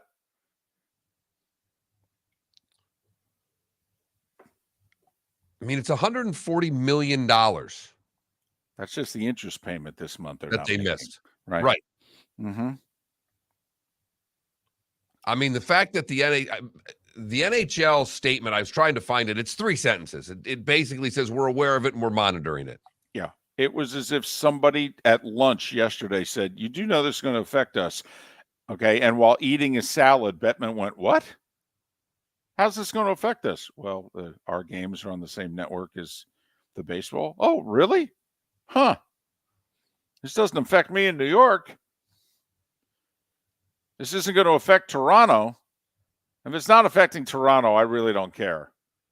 Because they're the angriest group out there. If it's not affecting them, I'm fine. No, Gary, we need to release a statement. Okay, let them know we're monitoring the situation. Right. We got it under control.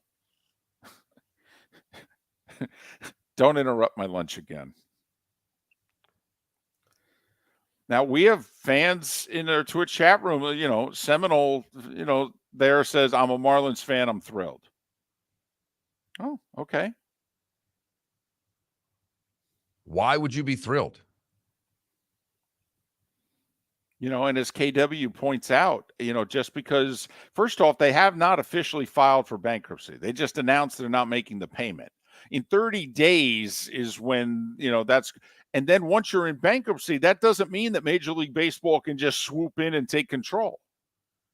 Remember, you got banks and investors and what have you. They're going to try to get every dollar they can from owning this property. Somebody said last week, Mark, this could cost Major League Baseball $1 billion this year to prop up, whether it's the regional cable networks to get through the year, the money they're going to have to spend to shell out. Like, seriously, what do the Rays do? Bally's goes under. They're due $80 million. Rays can't operate without that $80 million. No. I mean, particularly the Rays and Marlins. You're looking at two teams that need that money. What are they going to do? I mean, if I'm Stu Sternberg, I'm like, hey, Rob, somebody needs to cut me a check. And like you said, if you're the Yankees and the Red Sox going, you're cutting them another check? Oh, that's my money. Half the league's going to pay for the other half of the league? So now they're going to make money televising their games this year, and we're going to lose? It is the biggest story to be talked about in the next 30 days in sports because it affects damn near everything but the National Football League. Miller and Moulton, the Florida Sports Network. David Moulton for Napa, Napa Auto Parts, and Napa Filters. Insist on Napa filters for your vehicles, or if you're a do-it-yourselfer, only buy Napa filters. Napa has a filter for almost anything on earth that moves, whether it's motorcycles, foreign and domestic cars, vans, SUVs, earth-moving equipment. You get the idea. Napa Auto Parts, Napa filters. Insist on them for your vehicles, or if you're do-it-yourselfer, only buy Napa filters. Yeah. Hi. Excuse me. Hey, the line starts back here. Ma'am, if your party's not here, you're going to have to go around again. If you had the opportunity to avoid all this, wouldn't you? Salt Live is the official transportation provider of the Miller and Moulton Morning Show, making your trip to and from the airport seamless and stress-free. Salt Live is supported with the help of local partners like the Bayfront Inn. Gather your family and friends and enjoy a leisurely day on the water with a pontoon or deck boat. If you prefer to explore the waterways without a motor, the Bayfront has canoes, standboards, and kayaks. At the end of your journey, enjoy lunch or dinner at the Bamboo Tropical Bar and Grill. The Bayfront Inn, something for everyone on 5th Avenue in downtown Naples. BayfrontInNaples.com. When you need a ride, book with Salt Live Transportation, 308-8686, or book on saltlivetransportation.com. Mark Miller for SWFL Golf Carts, or online, flgolfcarts.com. If you're looking for a golf cart, an e-bike, or an e-motorcycle, go visit Alex and the gang at SWFL Golf Carts. flgolfcarts.com online. Check out their whole inventory. If you're looking for a custom cart, they can take care of you. 2-seater, 4-seater, 6-seater, they've got you covered. E-bikes, nobody better for value and service. E-motorcycles, check them out. Again, flgolfcarts.com. flgolfcarts.com. You were listening to Miller and Moulton on the Florida Sports Network.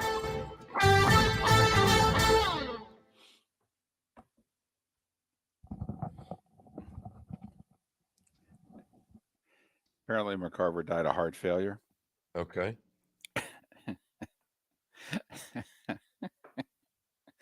I'm laughing. Some of the quotes that McCarver had over the years, reading a story. He said one time I went out to the mound to talk to Gibson. Gibson said, "Get back behind the plate. The only thing you knew about pitching was you couldn't hit it."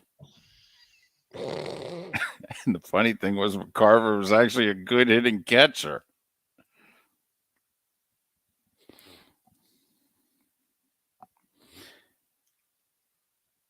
Steve Carlton gave a quote in which Steve was afraid to pitch inside early in his career. And so McCarver used to set up behind the hitter.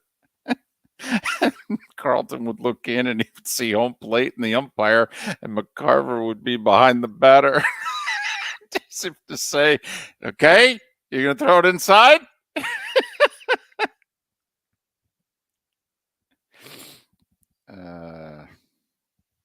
I don't know the answer to that, Seth. I don't know. That's the question.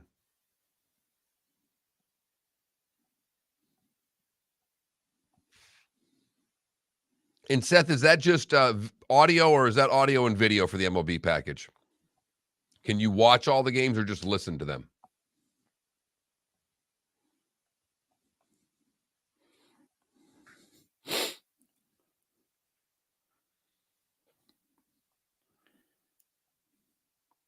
DC, are you sure it's politicians? I thought it was the sport. Seth, I do think that this is the best thing that's happened for the blackouts. I know a bunch of Twins fans who hate their regional sports network for the same reason. Yes, I predict it may not be by opening day, but I predict that by Memorial Day that the Rays blackouts will be gone.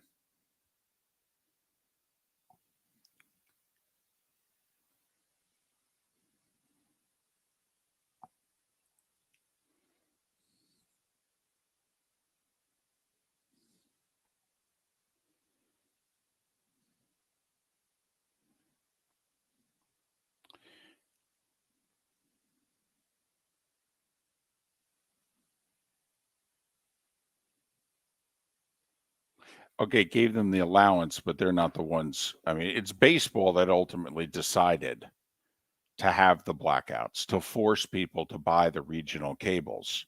Now they're changing their tune because they want to get younger and they see all the money from streaming. And so it's baseball who determined the blackouts.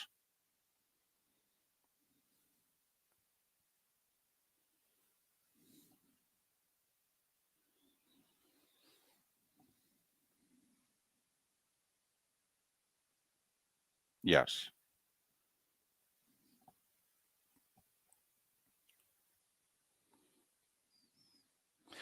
Well, and Mark, don't you think it'll be interesting if you're baseball? Do you really regret no longer being on YouTube, or are you like, this is a short-term setback, but we're actually going to do our own thing and we're going to make the money? Remember, baseball was the first MLB, .com there, MLB TV. They were the innovators with the internet. They were making money off the internet long before anybody else was, ironically. And I can't tell you how many times I was walking through the newsroom and Craig Wolf was sitting there watching a Cardinals game.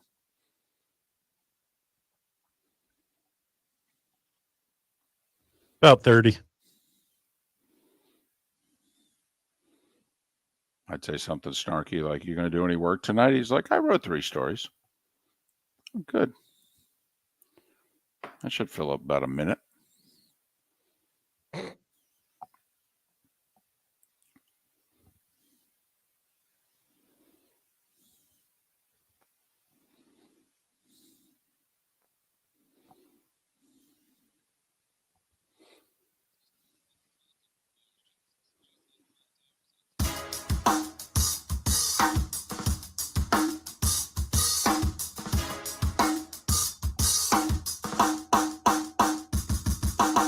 Welcome back to Miller and Moulton, only on the Florida Sports Network.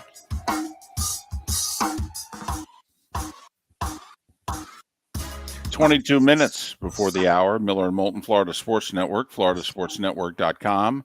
We'll head to Daytona, top of the hour. Bob Pockrass covers NASCAR for Fox. Field is set. Weather's supposed to be good. Standing room only, 400,000. Daytona 500. Bob Pockrass to join us in a little more than 20 minutes' time. We don't have a poll question yet. We're 4 for 4 this week. Okay, unless you posted one. I Did you? was busy that last break. I told you what I was going to put up. Are you a cord cutter? Yes, no, I will be in the fall. Yes, no, maybe so. Well, kind of. So did you post it? It's posted. Oh, okay. All right. Because I was gonna ask people. I mean, anybody gonna watch the XFL this weekend? I'm waiting. Yeah, I'm just curious. 4 games, 2 Saturday, 2 Sunday. It's not like you're gonna have problems getting them. All right, one's on ABC, the other 3 are on ESPN. I mean, it's not going to be a problem finding. You're probably with the clicker, even if you didn't hear us right now, we're probably at some point this weekend going to be going through and go, holy blank, there's football on. What is this? The XFL, is this live? I will say you'll have more trouble finding it on ABC than you will ESPN. Right. Since most of you don't watch that channel anymore. Right.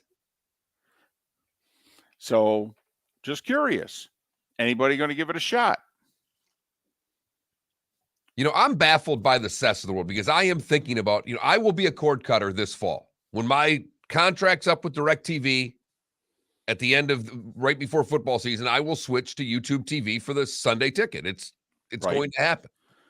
By But the I'm way, still one of those that turns the TV on and flips. Like when Okay. Seth talks about, I sit down and appointment viewing. I started watching Full Swing yesterday.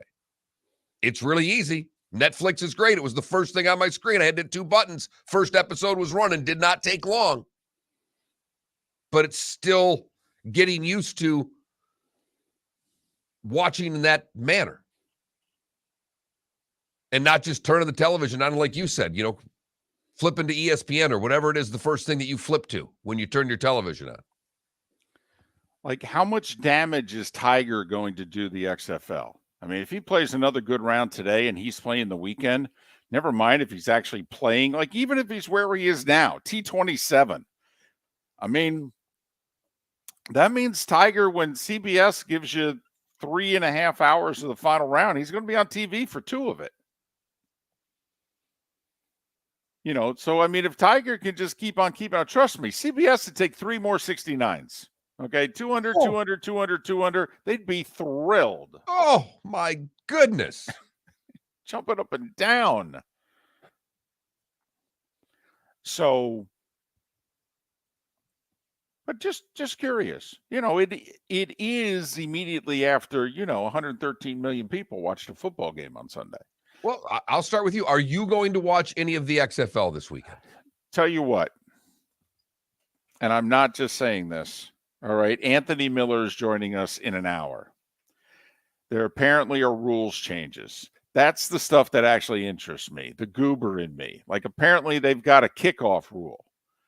And if I read this correctly, nobody can move until the ball is caught. Something like that. So apparently when they had this rule in effect for the first 4 games 3 years ago before the pandemic shut the league down, apparently 92% of kickoffs were returned. The average, by the way, in the NFL is 40%. Only 40% of kickoffs get returned in the NFL. I'm surprised it's that high. I know. That seems like a high number when you think about it. I'm guessing it's because the last third of the season, the outdoor games, the touchbacks are much tougher to achieve. And I'm guessing, like pre-Thanksgiving, I'll bet you the number's in the low 20s. Would be my guess. Never mind, squib kicks help, et cetera, et cetera. But so you're somewhat in because of the kickoffs and the rule changes. Yes. I want to be told what the rule changes are and how much they interest me. Here's the problem for me. I paid attention to the USFL last year, and I know that league signed their players to 2-year contracts. So to me, the XFL in theory is going to have inferior talent to the USFL.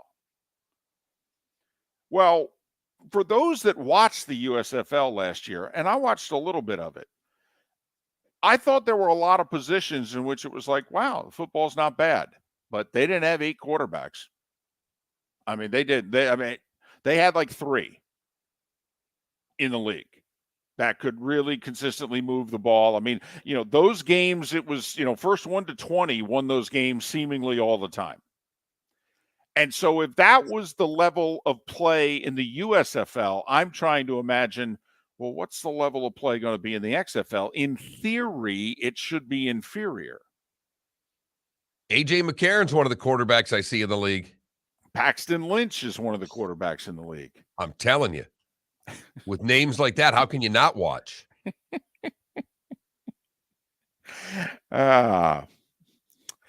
I thought part of the whole marketing thing was because The Rock owns the XFL. Fox basically owns the USFL. And they made a business arrangement with NBC, and that's why the games are on Fox, NBC, and FS1. But, The Rock made his deal with ABC and ESPN, and they're televising all the games. And they're even streaming all the games. But I thought he was going to do like a weekly reality show that was, or behind the scenes, that was going to be the programming that kind of goes with this, that he was wanting to create what they do in wrestling, wanting to create personalities. You get to know these people, and I just don't know how interested we are in getting to know third-tier football players. Well, that's just it. But also, I'm not hearing anything about where is this programming. Like, I thought why does Hard Knocks interest us? Okay, because preseason football does not interest us. I mean, but Hard Knocks interests us. Why? It's going along at the exact same time as training camp and preseason football. So, okay, behind the scenes, look at what's going on here. It's not so much the football that interests us, it's the personalities. And I thought The Rock, when he bought the league, said that's the type of programming we're going to provide along with the football, which in theory might make us more interested in the product, right? Get to know some of these people. Hey, honey, that quarterback, did you know? Okay, he gave up his job. He worked in an auto repair shop. Okay, this is his last crack at it. He's 27. His family told him he was nuts. He had a full-time job with benefits. Now he's making $400 a game. Something like that.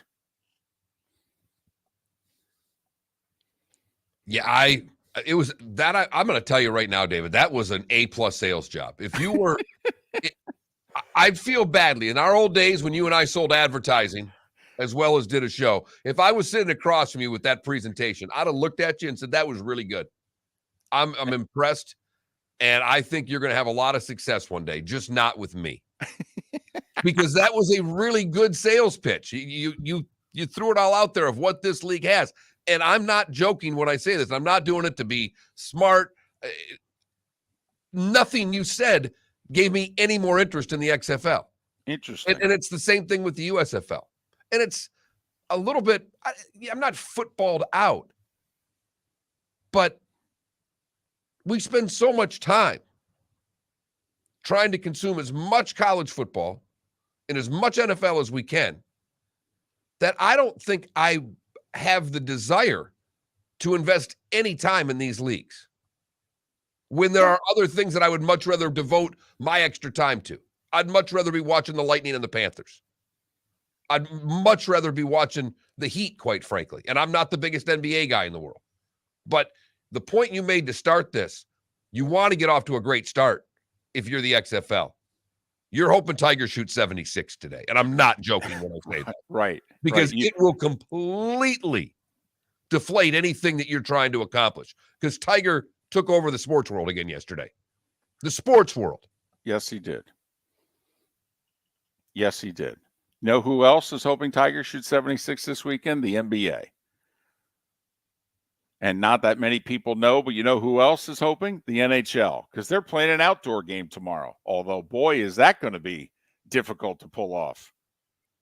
What's the temperature in Raleigh? It was 74 yesterday when one of the reporters was taking a twirl around the ice. It's supposed to be in the 40s tomorrow night for the game. Okay. Hurricanes and Capitals. Right. Carter Finley and Raleigh. Just help me out again. What's the whole freezing temperature again? 32 last time I checked, David. It hasn't changed, right? I know Nope. this whole global warming thing, but that hasn't moved, No. right? Okay, good. Right. So it seems as if it's warm. That's all I'm saying. It seems as if the ice could be, I don't know, problematic. So, well, let's hope they pull it off. Canes and Capitals, two teams that don't like each other. They got some playoff history. No Ovechkin, though. His dad died. That's why he left the team. So I don't think he's expected back. See, and I thought maybe one more game is what I saw as well, is that he didn't play the last game in one more. So you're probably right that they'll be without Ovechkin for the Saturday night outdoor game, which is bad news for the Caps because they're fighting the Panthers for a playoff spot right now. Yes, they are. They're a point ahead of them. They got a few games in hand, but one of those games could be Saturday, facing the Canes. So Tiger tees off, by the way, 10:24 a.m. our time. So 10:20 to about 3 o'clock You need to figure out how you're going to watch this, where you're going to take it in. Is this an ESPN Plus job? I think so. I don't think there's any other way to watch it. Probably midway through the round. My guess is that it goes to the Golf Channel. No, Golf Channel, I don't believe starts until 4 o'clock. Oh, that's when they started yesterday. They didn't come on until 4 o'clock yesterday. Right. So you I had can't to watch... imagine they'll be coming on earlier than that on Friday. Well, how'd you catch the first hour yesterday? They didn't have it. No. But I'm saying because obviously the first hour was somewhere.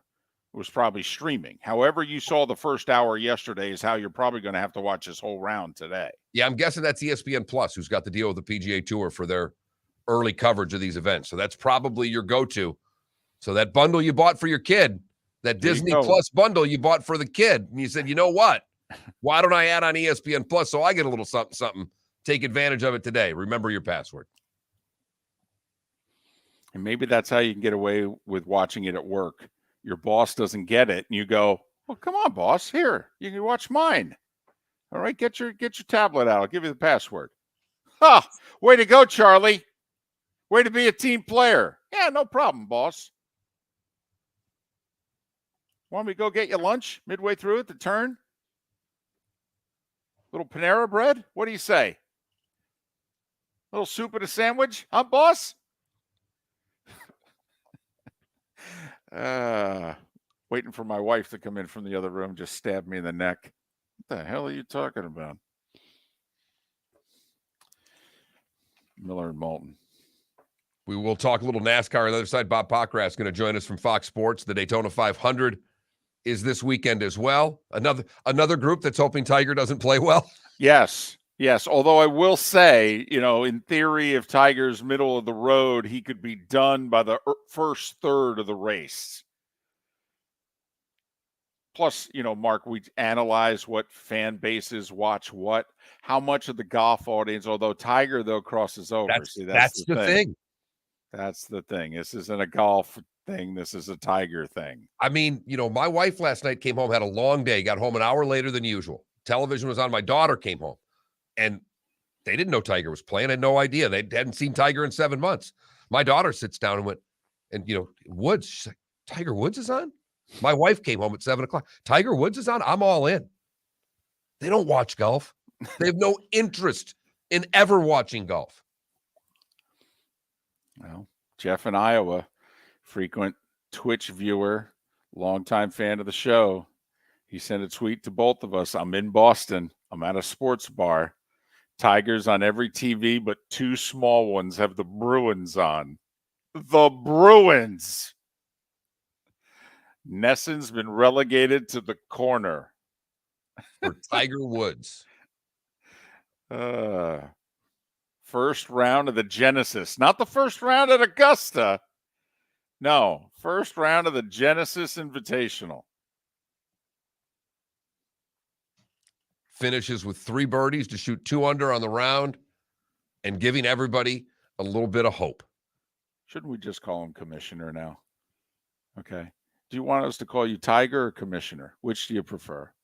Miller and Moulton. Bob Pockrass on the other side.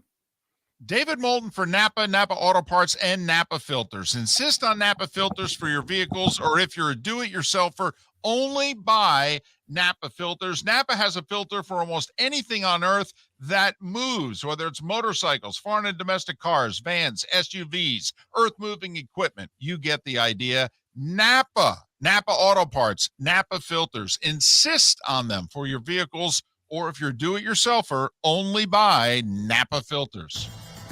Miller and Moulton here for the Clutch Vodka Play of the Day. Mark, remember Nick Charles, Fred Hickman, the CNN Play of the Day? Yeah, CNN did a nightly sports show. That was a while ago. Yes, it was. Just work with me. Everyone liked the pod, the Play of the Day. So how about we have the Clutch Vodka Play of the Day? Sounds good. Fun. Smooth. Like Clutch Vodka. Listen weekday mornings for the Clutch Vodka Play of the Day. That's Clutch with a K.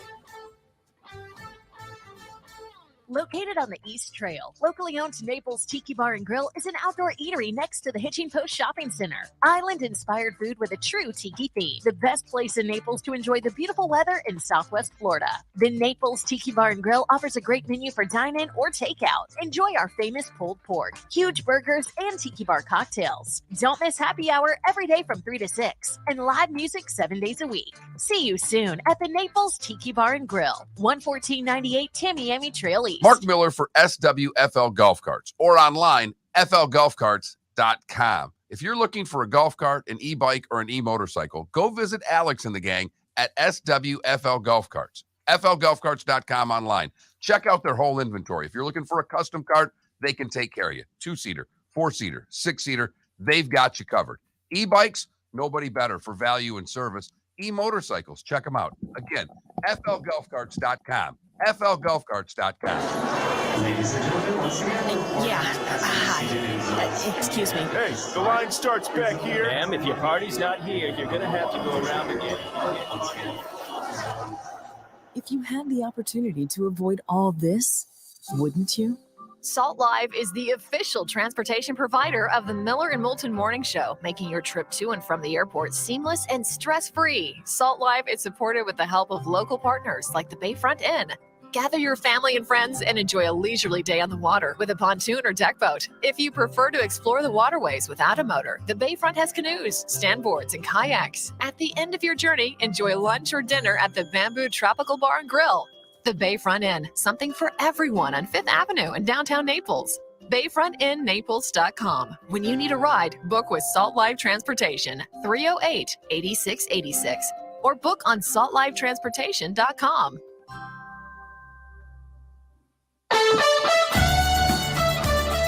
You were listening to Miller and Moulton on the Florida Sports Network.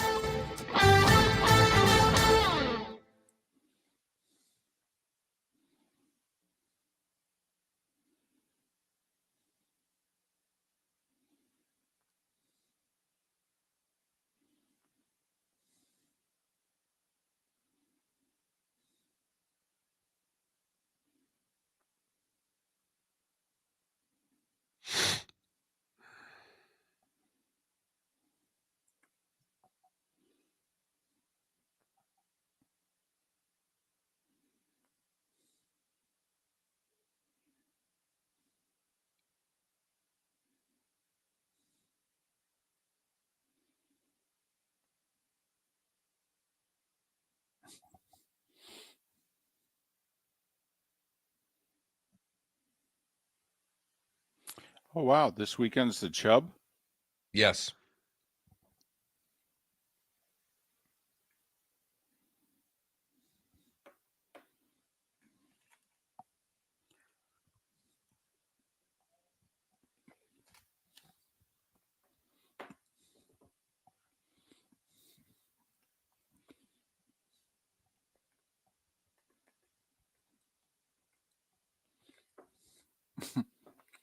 Bob's on the line. Raj, you have to stop getting our guests on so professionally so early, okay?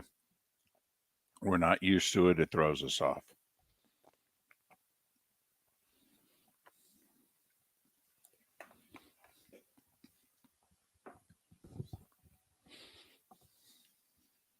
I got Bob on the line. What's going on with your Boilermakers? It's late February, early March. Happens about every year.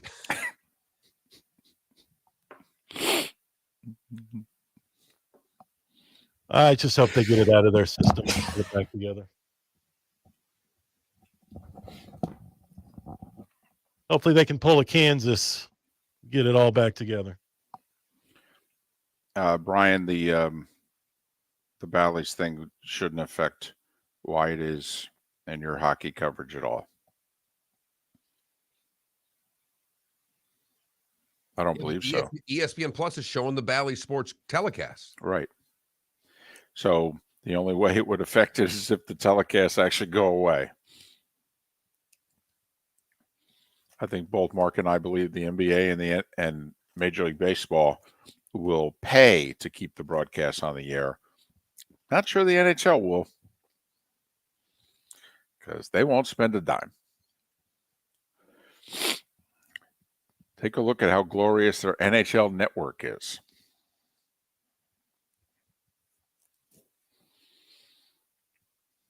I just think it would be hysterical, and I don't mean this in a good way, but if all these networks just went off the air one day, they're gone. Right. You go to tune on the game, and it's just not there. Right. Third week of March, all of a sudden you turn on and go, where's the Lightning game? No, don't know what to tell you. We're out of business. What?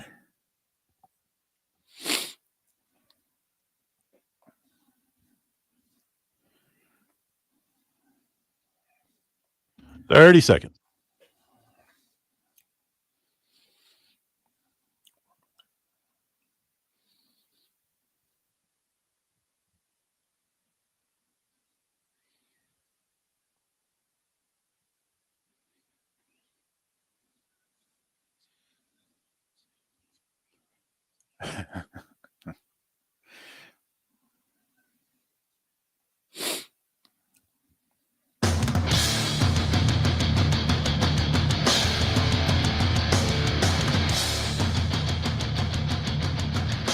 You are listening to Miller and Moulton, exclusively on the Florida Sports Network.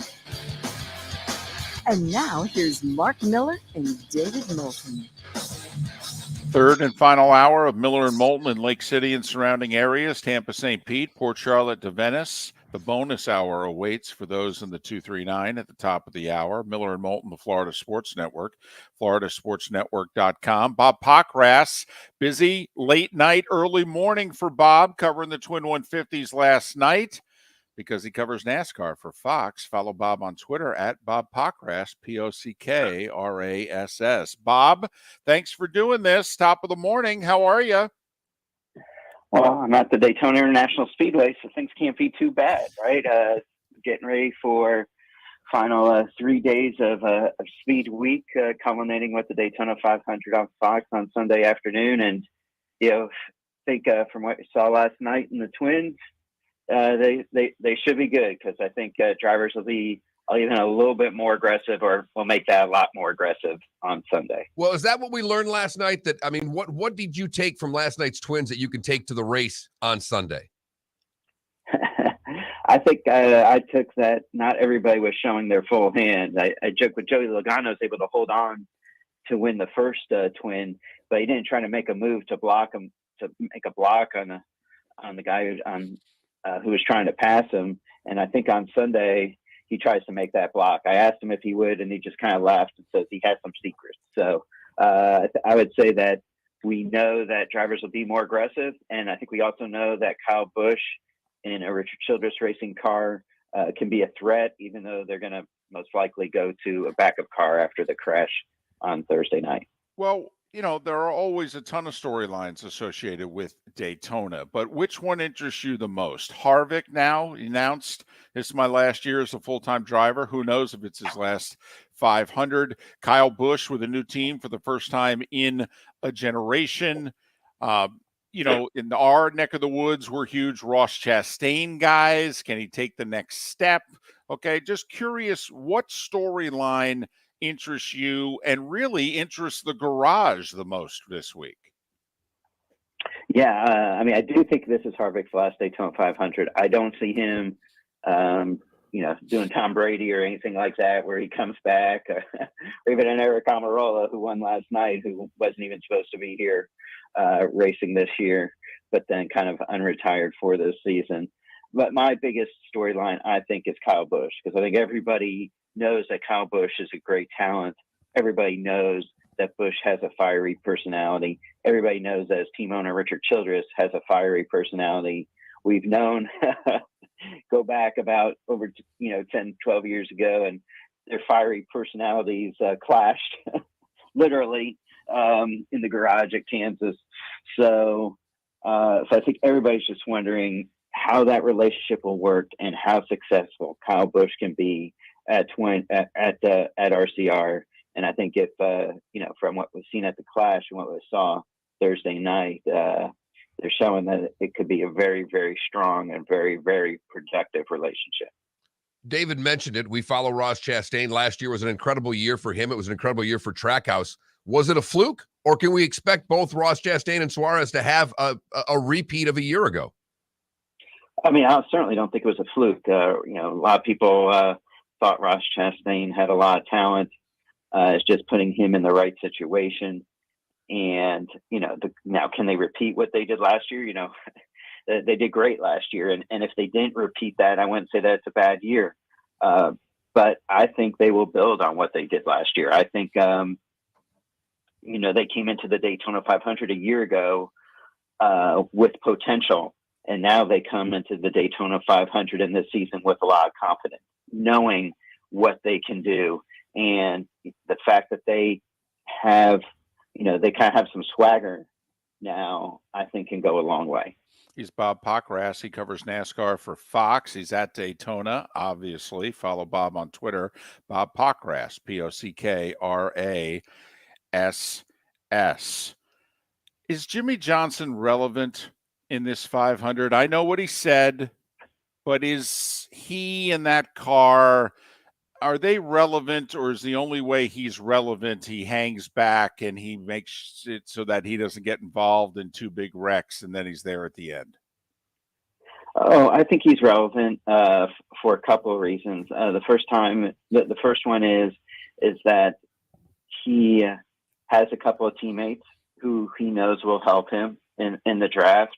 I think people would be very willing to help Jimmy Johnson because he's not a threat for the championship, right? He's running, 5-6 races. So if he won the Daytona 500 or has a good day, that means that somebody else didn't have a good day, or somebody else doesn't get, then nobody gets that automatic spot for the playoff. And I think people trust Jimmy Johnson in the draft. Even though he hasn't raced a next gen car, I think people will be willing to work with him, and that's a lot of the battle here at Daytona. So, I'm not saying that he's going to go out and win the race, but if he's there at the end, I could definitely see people working with Jimmy, especially a lot of the veterans, because they've worked with Jimmy for so many years. They know what he's capable of doing.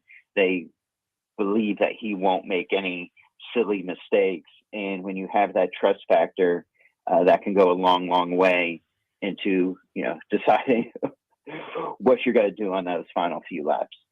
Last year, we had so many different winners. Bob, do you expect a similar year of a lot of different guys winning, or is there enough knowledge on the car that it'll be a little more streamlined this year? That's a great question. And I would say, I know your fans would say, no, they want to see watermelon smashed about 10 times this year, right? But I think, in talking to a lot of drivers and teams, they feel like it'll be a little bit more streamlined. But I don't get that. I think because you look at 19 different winners last year, and yet Ryan Blaney didn't win. Martin Truex Jr. didn't win. Brad Keselowski didn't win. So you look at those three guys and you're like, man, they should probably win. And so are you saying that there's going to be 4 or 5 guys who won last year who aren't going to win this year? I just don't see it. I think there will be just as much. There'll be just as many winners this year as there were last year. Bob, is NASCAR in as good a spot as Miller and Moulton thinks it is? It took a transition period. A bunch of young drivers were thrust upon the NASCAR fan the middle of last decade, but it seems now as if the roots are planted in the dirt, and this seems to have worked, and at least for a little while longer. We got Harvick, Truex, Kyle Busch. We have just a little bit of an old guard that can still contend. And the young guys now seemingly have all made their bed. Yeah, I think, finally the emergence of Ross Chastain, the emergence of Daniel Suarez, the emergence of Bubba Wallace, and then the continued success of a Chase Elliott. All those young drivers, now have such strong fan bases that it certainly is pushing the sport forward. I think the fact that NASCAR has changed its schedule some and doing the Clash at the Coliseum, the dirt race at Bristol, going back to North Wilkesboro. They were at Road America, now doing the Chicago Street Race. I think that adds some intrigue to to what's going on in the sport. And now the challenge is to be able to continue that momentum, as well as trying to make sure that, I've always said that the car industry is so hard to predict 5 years down the line, 10 years down the line. That's what makes it hard to predict, where does racing go? You kind of follow the way that production cars go. And so how those things continue to evolve and sync will kind of be the biggest challenge for NASCAR going forward. Bob, who do you like in the 500? I like Ryan Blaney. The Fords looked good last night, and I think Ryan Blaney's still probably angry about a year ago. He made the move to probably win the race, and he got pinched into the wall by his teammate, Austin Cindric. You don't blame Cindric really for it. It's for the Daytona 500 win. But I think Blaney, having experienced that, probably knows what he wants to do and will get the job done this year. He's Bob Pockrass. He's at Daytona. He covers NASCAR for Fox. Sunday afternoon, the Great American Race is back on Fox. Bob, thanks for doing this. We appreciate it. Have a great next 3 days and safe travels. All right. Thank you, guys. Bob Pockrass. Follow him on Twitter at Bob Pockrass, Pockrass. Well, that's good. He likes a Ford. You and I both picked Chevys to win, right? Yep. Okay. Yep. Off to a good start in NASCAR. Come on now. It's the Daytona 500. And literally, there's 40 cars in the field. 30 of them can win this race. Pastrana can't. I will say that. He can't. Okay, damn near everybody else can be on the lead lap at the end. You have no idea who's going to get wrecked. Hell, the big wreck with 4 laps to go could take out half the damn field. And it could take out the top half of the field, too. I mean, Well, that's what was proven in the second race last night. We watched Chastain a few years ago get a top 10 in a race. Hell, he was running to the back of the pack all day, finished 9th. Why? Well, about 25 guys got wrecked out of the race. I mean, Michael McDowell won this damn thing 2 years ago.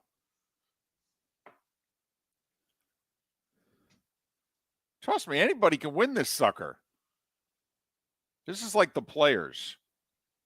Okay? I mean, come in with all the big names and what have you, but it's a bit of a funky course.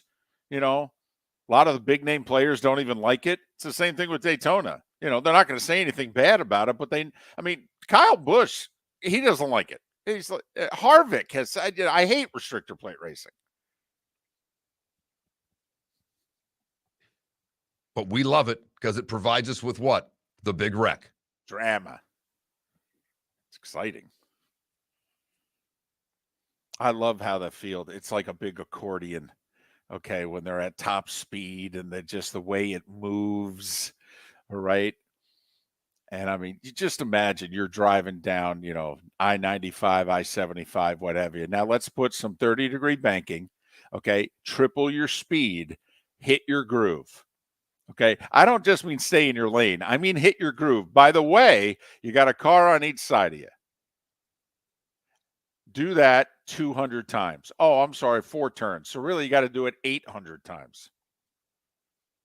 Okay. As you said, with one on each side of you at certain times. Exactly. Do you imagine if just for the heck of it, you got a good hour going on I-75 and then all of a sudden the car to your left just kind of bumps into you? Like, tell me you wouldn't freak out. And he looks at you and waves, kind of like, here I am. Right. Uh-huh. Love this race. Miller and Moulton, Florida Sports Network. Mark Miller for SWFL Golf Carts or online, flgolfcarts.com. If you're looking for a golf cart, an e-bike, or an e-motorcycle, go visit Alex and the gang at SWFL Golf Carts. flgolfcarts.com online. Check out their whole inventory. If you're looking for a custom cart, they can take care of you. 2-seater, 4-seater, 6-seater, they've got you covered. E-bikes, nobody better for value and service. E-motorcycles, check them out. Again, flgolfcarts.com. flgolfcarts.com. Ladies and gentlemen, once again. Hi. Excuse me. Hey, the line starts back here. Ma'am, if your party's not here, you're going to have to go around again. If you had the opportunity to avoid all this, wouldn't you? Salt Live is the official transportation provider of the Miller and Moulton Morning Show, making your trip to and from the airport seamless and stress-free. Salt Live is supported with the help of local partners like the Bayfront Inn. Gather your family and friends and enjoy a leisurely day on the water with a pontoon or deck boat. If you prefer to explore the waterways without a motor, the Bayfront has canoes, standboards, and kayaks. At the end of your journey, enjoy lunch or dinner at the Bamboo Tropical Bar and Grill. The Bayfront Inn, something for everyone on 5th Avenue in downtown Naples. BayfrontInNaples.com. When you need a ride, book with Salt Live Transportation, 308-8686, or book on saltlivetransportation.com. David Moulton for Napa Auto Parts, and Napa Filters. Insist on Napa filters for your vehicles, or if you're a do-it-yourselfer, only buy Napa filters. Napa has a filter for almost anything on earth that moves, whether it's motorcycles, foreign and domestic cars, vans, SUVs, earth-moving equipment. You get the idea. Napa Auto Parts, Napa filters. Insist on them for your vehicles, or if you're a do-it-yourselfer, only buy Napa filters. You are listening to Miller and Moulton on the Florida Sports Network.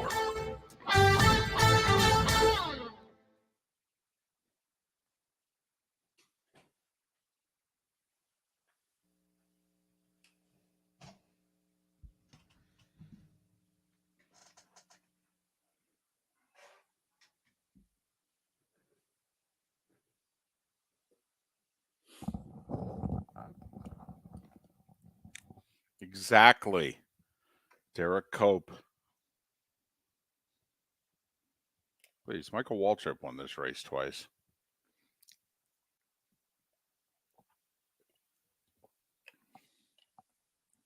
Who was that guy for the Wood Brothers like 10 years ago? Yeah. Bain, right? Bain? Trevor Bain? Okay, he won this race.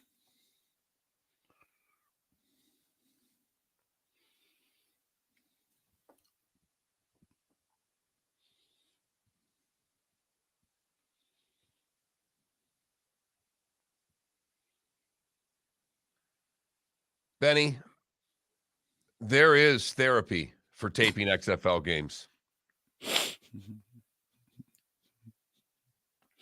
Listen, we don't disagree with you about the sports talk on the 4-letter and the 3-letter, but the taping XFL and then watching it during the week.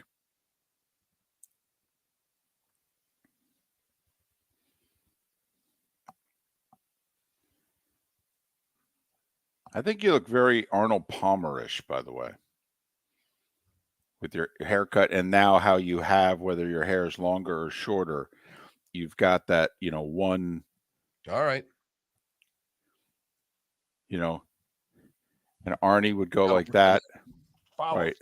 You could. I mean, I don't know if you drive it as straight as him. Hopefully you're putting a little better than he did at the end, but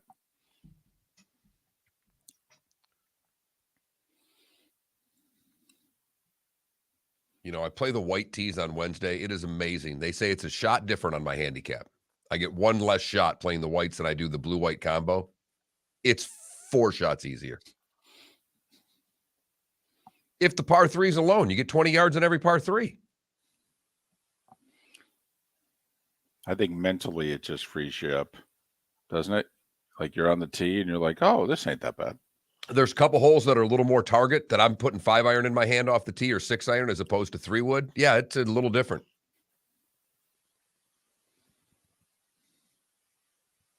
You've been sitting there for an hour and a half in the parking lot? That's impressive. I'm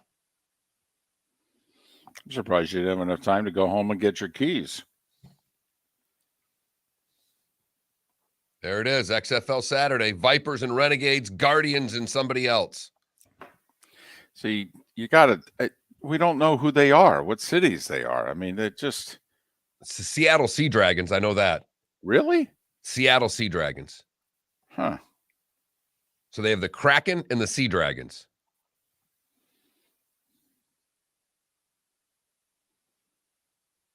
Who would win a fight between the Sea Dragon and the Kraken? Dragon can, shoot flames, but the Kraken's got 8 legs.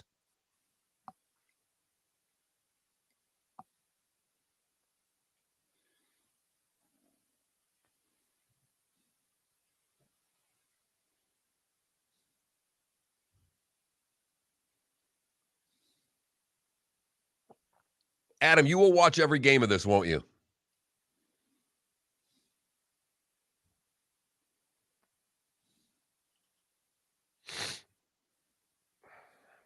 And I'm doing this all, Mr. Boutte, I'm doing this all in a Mike Leach voice in my head. Well, is it on land or is it on water? Are the dragon's powers available on land or are they on water? It's a sea dragon.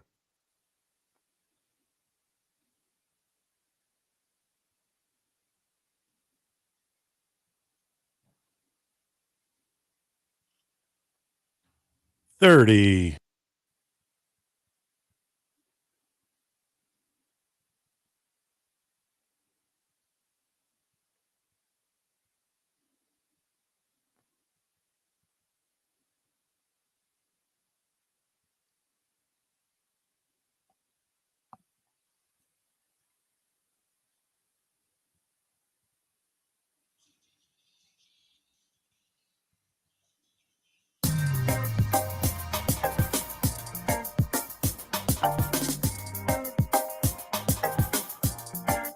Welcome back to Miller and Moulton, only on the Florida Sports Network.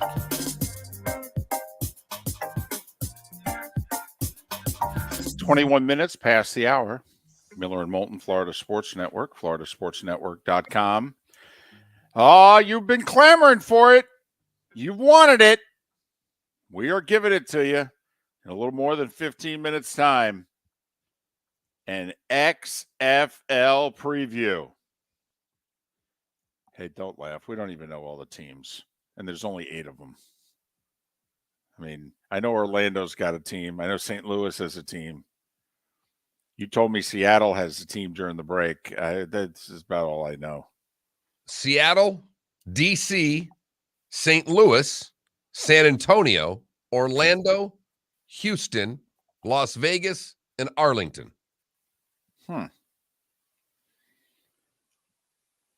Well, I will say St. Louis and San Antonio have always done well with these secondary football leagues. St. Louis just hates the NFL. They like football. They just hate the National Football League. They feel as if they've been twice.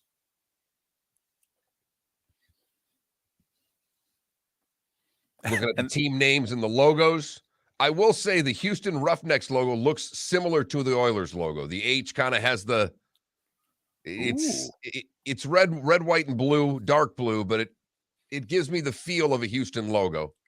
Ooh. I don't know about you. I love the old Oilers helmets. I mean, that's what you should do there. If you change the colors, do you think you could make everything about it the same? I would have, unless the name's copyrighted, which it probably is. That's probably why they can't use it.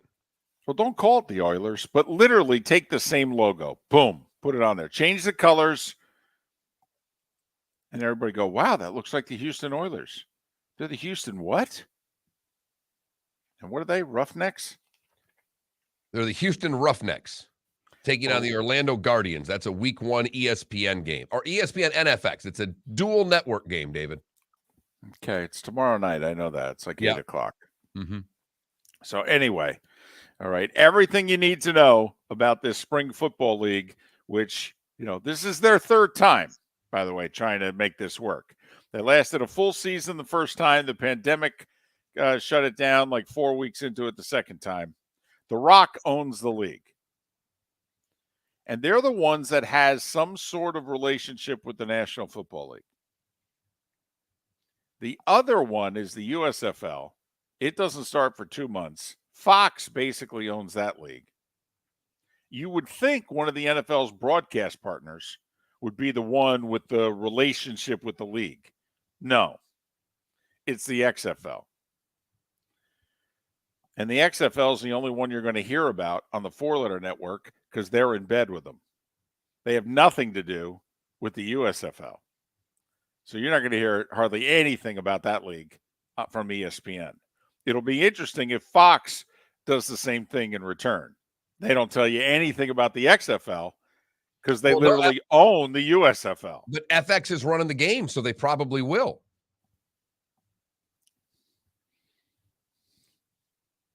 So there you have it. Big preview coming up. different rules and everything. But it's still I can't helmet. wait. I'm excited to hear about these rules. Anthony Miller will join us in about 15 minutes. All right. How do you think Tiger's going to do today? Even par. Really? Really? It's going to be cold. He's teeing off in 2 hours. His body is old and creaky and broken, and even he said he does not do well in the cold anymore. I think he shoots even par today. You know, he gave away a couple yesterday, couple errant shots, couple of bad chips. All in all, hit the ball really well off the tee. If he does that, that bodes well for him. You know, one of the par threes played 235 yesterday. I don't think that'll be happening today. Figure he won't hit the balls far today for most of the round. In the morning, it'll be colder. Ball won't go as far. I mean, you know, length's not an issue. Very few of these courses can overpower these guys anymore. But I don't think he breaks par, put it that way. I think he makes the cut. I think that birdie finish round one is what's going to get him to the weekend. But I say 2 over 74. He makes the cut right on the number. And I'll take the under on that. I think he plays better than that. I think he'll shoot a 72 today. Maybe even a 1 under 71. Look at you. Well, you did pick him to make the cut. Okay, before the tournament started. I was miss the cut. You were make the cut. So, what is the one thing that you and I have been pretty accurate on when it comes to Tiger talking about himself? That he evades the truth. There's a little bit of sandbagger in Tiger. Very much so. Very much so. I will say by the end of the round, I thought he was still looking good. You know, I mean, didn't think he was really limping badly. And, I mean, you know, compared to how he was finishing rounds last year. I mean, you could literally see, I mean, Tiger couldn't finish around birdie last year. I mean, physically, he was falling apart during the round. It was just getting worse every hole. So that in and of itself, Mark, to me is very encouraging. That he had the strength to be able to finish off a round. And that's very different than last year. I mean, we are now damn near to the day, full years removed from the accident.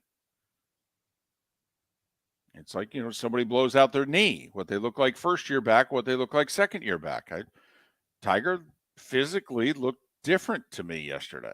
And you see him wrapping, you know, having to work on his ankle being wrapped. And he talked about the ankles bothering him. We'll see how that affects with the cold morning this morning. But in par is 71 at Riviera. So David's 2 overs is 73. My 1 unders is 70. We're off by 1. Sorry, our mistake. Forgive us. But I do that because I see it in the Twitch chat room, which means there's 5 texts that say the same thing before I even go and check. Right. Golf people are very exact, David. Yes. And please just make sure he signed the card in the designated area. Don't you? Dumbest thing in the world. Don't even know why they keep. No, the dumbest thing in the world is that there's ground under repair all over the golf course. But if you hit it into a divot in the middle of the fairway, you still got to play the shot. That and the fact that the scorecard, I mean, honestly, they're keeping score. Every hole, they're keeping score. Okay, what does it matter if you sign tennis? They don't, you know, the player's not, no, hey, Charlie, it's deuce. No, it's deuce. Oh.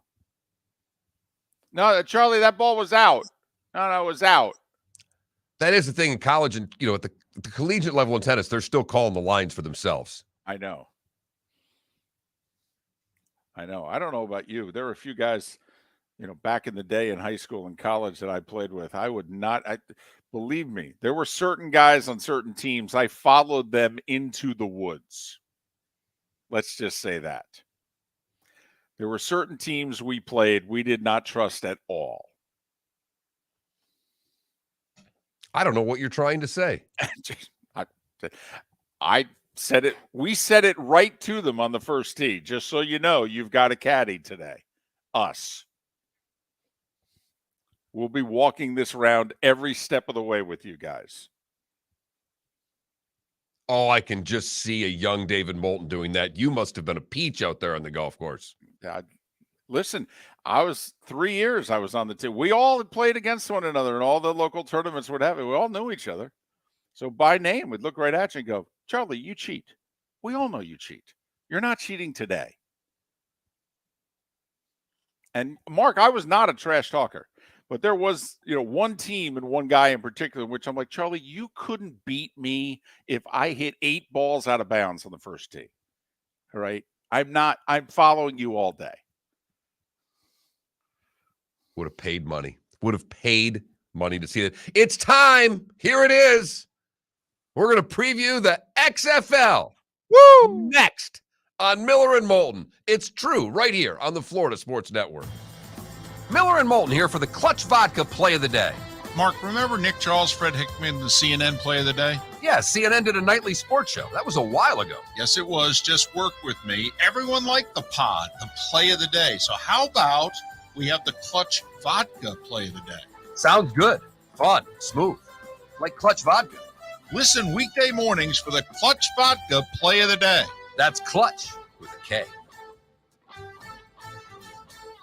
Mark Miller for SWFL Golf Carts or online, flgolfcarts.com. If you're looking for a golf cart, an e-bike, or an e-motorcycle, go visit Alex and the gang at SWFL Golf Carts. flgolfcarts.com online. Check out their whole inventory. If you're looking for a custom cart, they can take care of you. 2-seater, 4-seater, 6-seater, they've got you covered.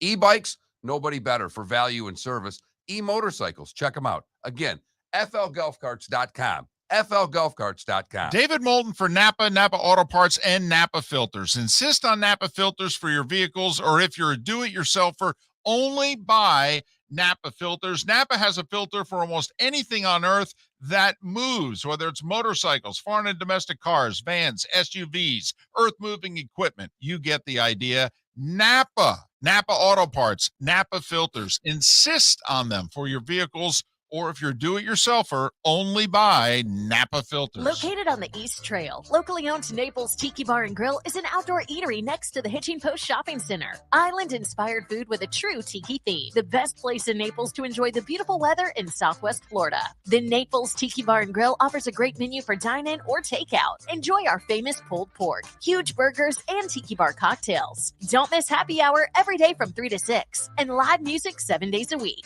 See you soon at the Naples Tiki Bar and Grill, 11498 Tamiami Trail East.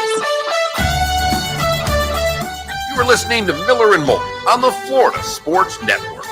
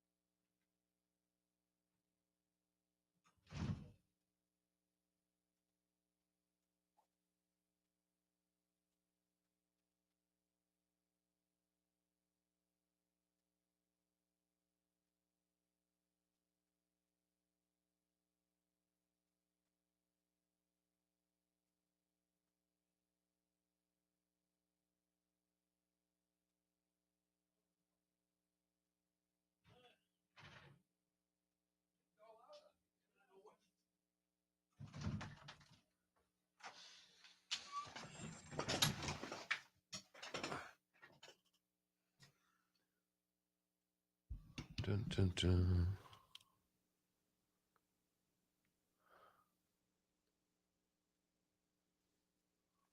By the way, so apparently player 54, Chasing the XFL Dream, debuts next week, Thursday on ESPN2. Okay.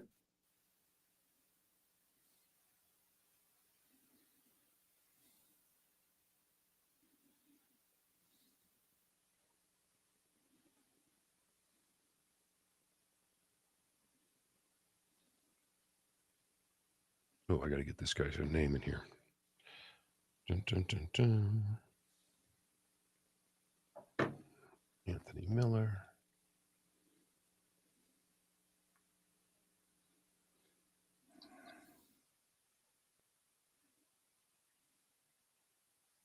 Our buddy Anthony Becht is the head coach in St. Louis.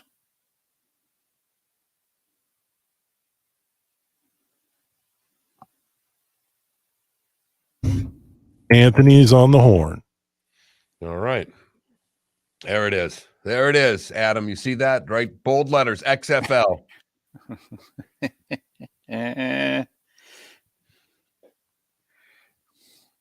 It's Lee Sterling, not Lee Sanders.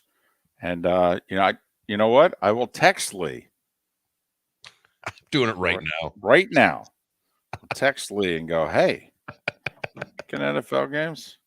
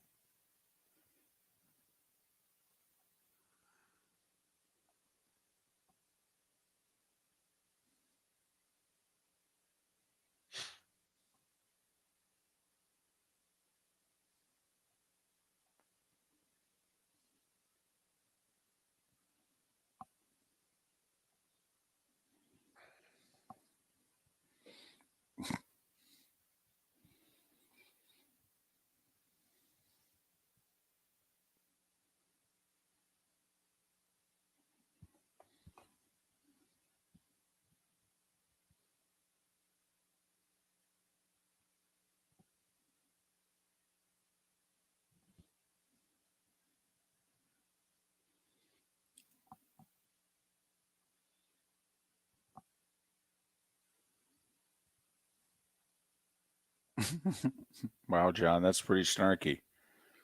I don't think he'd handle it very well if that was our poll question either.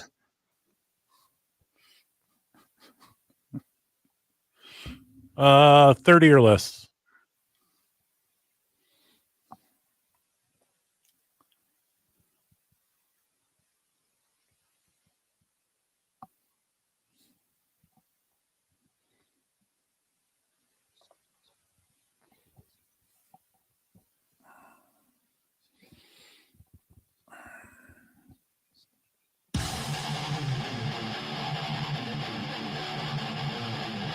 You're listening to Miller and Moulton, exclusively on the Florida Sports Network.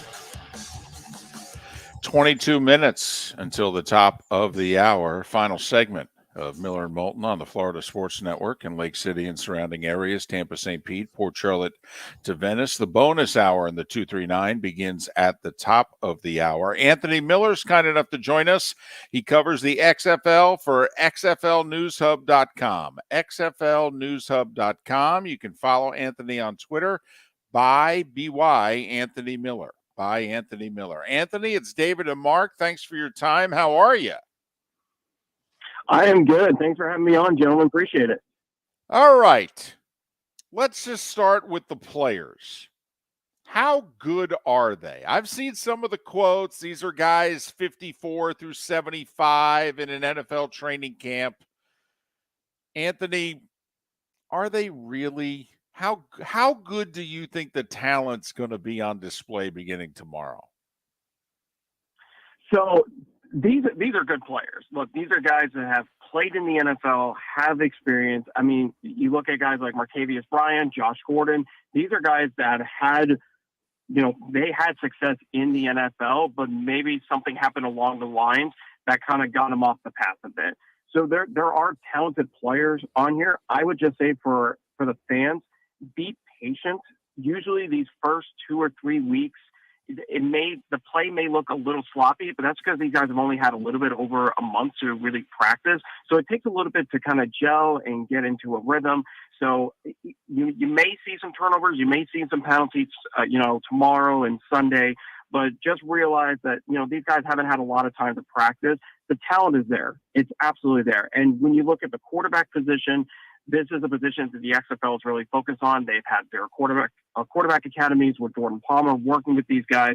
So the quarterback play has always been a big question with these alternative football leagues. But for the XFL, they have really jumped on top of it. And I think you're going to see much better quarterback play than we have seen in recent years. And that's because of the focus the XFL has had on it. So you're going to see some players that maybe were overlooked. You're going to see some guys that you recognize, but the talent is there. It's just these are guys that are literally just maybe a couple of players away from actually making an NFL roster. Is that then the key, Anthony, long term, that this is going to be, they know the NFL doesn't talk about developmental leagues. They've got a pretty good one, the NCAA. But is that where you see this league having an opportunity? If the quarterback plays that good, quarterbacks still need to be developed. Can they get to the point where some of these guys are going to get their next shot again in the NFL? Yeah, and I think that's why the XFL has been working with the NFL more closely than ever. They work with the NFL Alumni Academy, where they're bringing in players that are with that Alumni Academy into the XFL to develop their skills. These are guys that may be seen as like practice squad players that just need a little more development. So I think eventually it could come to the point where if the XFL can prove themselves as a proven product and be consistent year after year in terms of viewership, in terms of attendance in stadiums, that eventually the NFL could be bought into the fact that, okay, we need to fully engage with the XFL and get our practice squad players on there, just like they did with NFL Europe in the 90s and 2000s. But, the NFL is going to be a little hesitant because they don't want to spend millions of dollars on a league that, and let's face it, has, lost out twice already. They want a proven product to get behind. So the XFL, this is an important year for the XFL. If they can prove themselves that they can be week after week in viewership and attendance, the NFL is going to back them up eventually.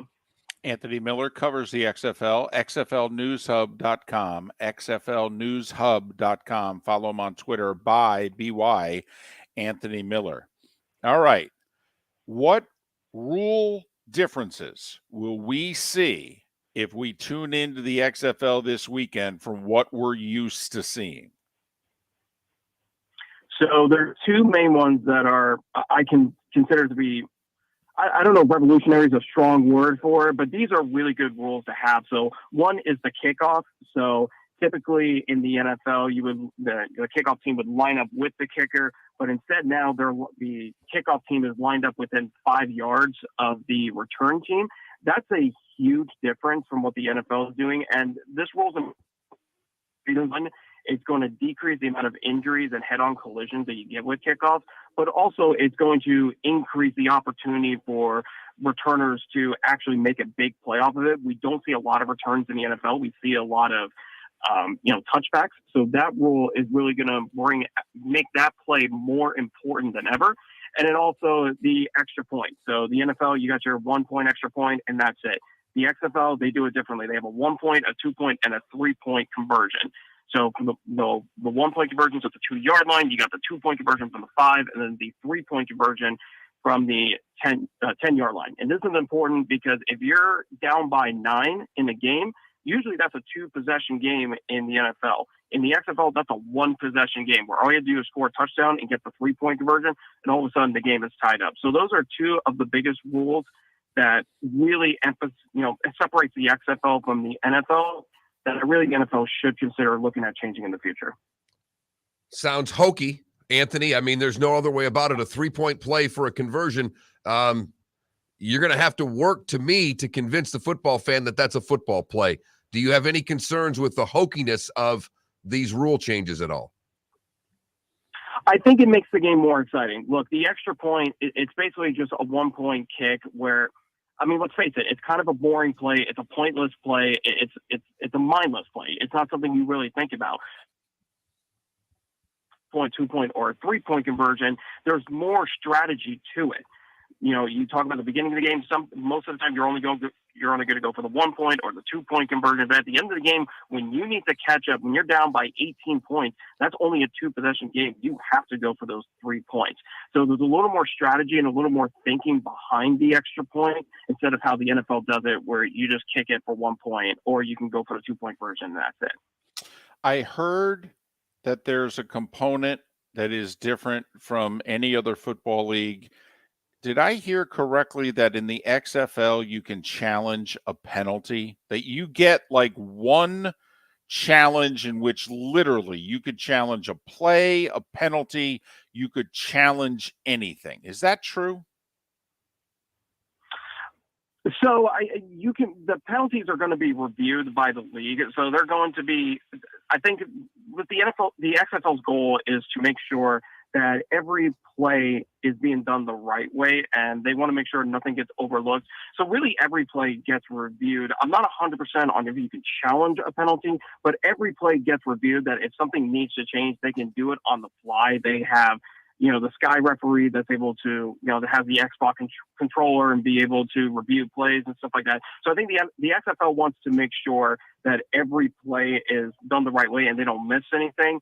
So every play is essentially reviewed, regardless if it's a turnover, a penalty, whatever it is, the XFL is going to review and make sure to get it right. And the other side of this, Anthony, I know from a standpoint of watching the games, they are embracing gambling in a big way. When we watch these games being broadcast, it's going to have a very Vegas feel to it, isn't it? Yes, and that's a big emphasis they had in 2020 was making sure they had the betting lines on the score, on the score cue there. When you looked at the team score, you also looked at, what the over-under was, who was favored in it. And then that was something that was very big with the USFL as well last year, where, a lot of fans may not know the players, they may not really care about the teams, but they want to gamble. They want to bet money. So, yes, that's a very big it's a big deal for these, especially for these alternative football leagues, because it gets eyes on the product. So if fans know they can bet on the games, that regardless of if they care about the result or not, they're going to put their money on the line and see if they can win at that. Do we have any idea about ticket sales? I saw something about the prices, that basically a season ticket is either $100 or $125 in all 8 cities. So with you do the math as to how much tickets are. But have we heard anything? St. Louis, San Antonio have done well with alternative football leagues. Do we know anything about ticket sales? So I know that the majority of the teams are doing well in sales. I don't think anyone has sold out yet. But from what it looks like, most of the teams, especially the bigger markets like San Antonio, Orlando, Seattle, I think they're getting around the 20,000 fan mark. The only ones where you're really going to see a struggle is going to be in Vegas, and that's because they're in Cashman Field. There's only 10 to 12,000 seats in that stadium. So, when you watch a Vegas game, you're not going to see as many fans of them because they just don't have as much seating. But for the most part, most of the teams so far have been able to hover around the 15 to 20,000 mark. So they're doing well in terms of attendance. Is there room for 2 alternative football leagues? Or at the end of the day, does one of these leagues have to win? Between the XFL and the USFL, do we have room for 2 leagues? Or is it a matter of time before one will overtake the other? My personal opinion is no. And I say that because, when you look at the last 20 to 30 years, 40 years of alternative football leagues, a lot of these leagues kind of struggle to last long, and that's because of the financial part of it. They kind of struggle with making sure they have enough money to keep us, the league flowing for multiple years. So do I think one league can survive? Absolutely. Do I think the USFL and the XFL can survive together? I personally don't think so. One of them is going to come out on top. So that's why the next year or two is really going to be fascinating for fans to see, because there's really a huge battle between the USFL and the XFL, not only for players, but for fans. So whoever is able to come out on top here in the next 2 to 3 years, one of them is going to fall apart. It's bound to happen, but one of these leagues is going to survive. I just don't see a scenario where both of them can survive. I hope it can, because that means more jobs for the players and coaches. But the reality is, I'm not as optimistic. One of them is going to survive. He's Anthony Miller. He's covering the XFL for XFLNewsHub.com. XFLNewsHub.com. Follow Anthony on Twitter by BY Anthony Miller. Anthony, thanks for doing this. We appreciate it. Safe travels. Best of luck. We'll catch up down the road. Absolutely. Thanks for having me on. Anthony Miller. The XFL, which has never seen a year two. This is their third attempt. They did year one in 01 on NBC. Got canceled. They were 4 games into, I think it was, year 2 with Vince McMahon again in 2020, pandemic. League goes bankrupt. He sells it for $15 million to The Rock. The Rock waited till 2023 to debut. USFL beat him to the punch last year. They played their season. Here we go. First off, Mark, do you think they see year 2? Remember, no. Okay, so you think this is going to be it? I don't think people are going to watch. I think the things he said about gambling are a bunch of junk. I love to gamble. I gamble as much as anybody out there. I'm not betting one dime on the XFL. Not a dime. I'm not turning it on going, oh, crap, I got to get the over-under on the Vipers Sea Dragons game. Lee Sterling is giving out XFL picks to his clients. Just so you know. 800-400-9741. And 21,000 if you're planning on gambling on this league. We'll have a talk. Bob Stoops is the only holdover head coach from who was a head coach 3 years ago. He stayed around. I think he's got the Arlington franchise there. But Reggie Barlow's the coach at D.C. Our buddy Anthony Becht is in St. Louis. Terrell Buckley's got the Orlando franchise. Jim Haslett, Wade Phillips, Hines Ward, Rod Woodson. Coaching in Seattle, Houston, San Antonio, and Vegas, respectively. They're kind of all over the place. They've got some names that are coaching. They got some other guys that are not names. I mean, that's a little unusual because I've always thought they've spent way too much money on the coaches in this league. Okay, you've been big into this. Tell me if you think this is, players get $5,000 a week. Okay. They get $1,000 per win. All right. They also get benefits package, which is worth an additional $20,000. So your salary and benefits and what have you, it's, 50 or 60,000 in salary, 10 weeks. And then your benefit package is, I don't know, $2,000 a month. Yeah. 75,000, right. 75,000 a guy is what they're basically paying. Right. By the way, an NFL practice squad, you get $12,000 a week if you're on a practice squad in the NFL. Here you're getting $5,000, maybe $6,000 a week in the XFL. So, but they're playing in home stadiums, which means there's travel, which means there's hotels. There are a lot of expenses that they have that the USFL does not. Apparently, the league is providing housing and 2 meals a day for the year, not just for camp. Apparently the league, because I guess they're situated in one area and then they fly to they had training camp, I think, in the Arlington area. And then Orlando and Houston are both flying to Houston today to play in Houston tomorrow. Then I think they all go back to Arlington, is my understanding. Great way to ingratiate yourself in the community by being thousands of miles away from the city that you play in. These are grassroots types things. This is minor league. This is what I did. How do you do grassroots if you don't have the players on the ground? I think both these leagues are inevitably going to fail. I always have.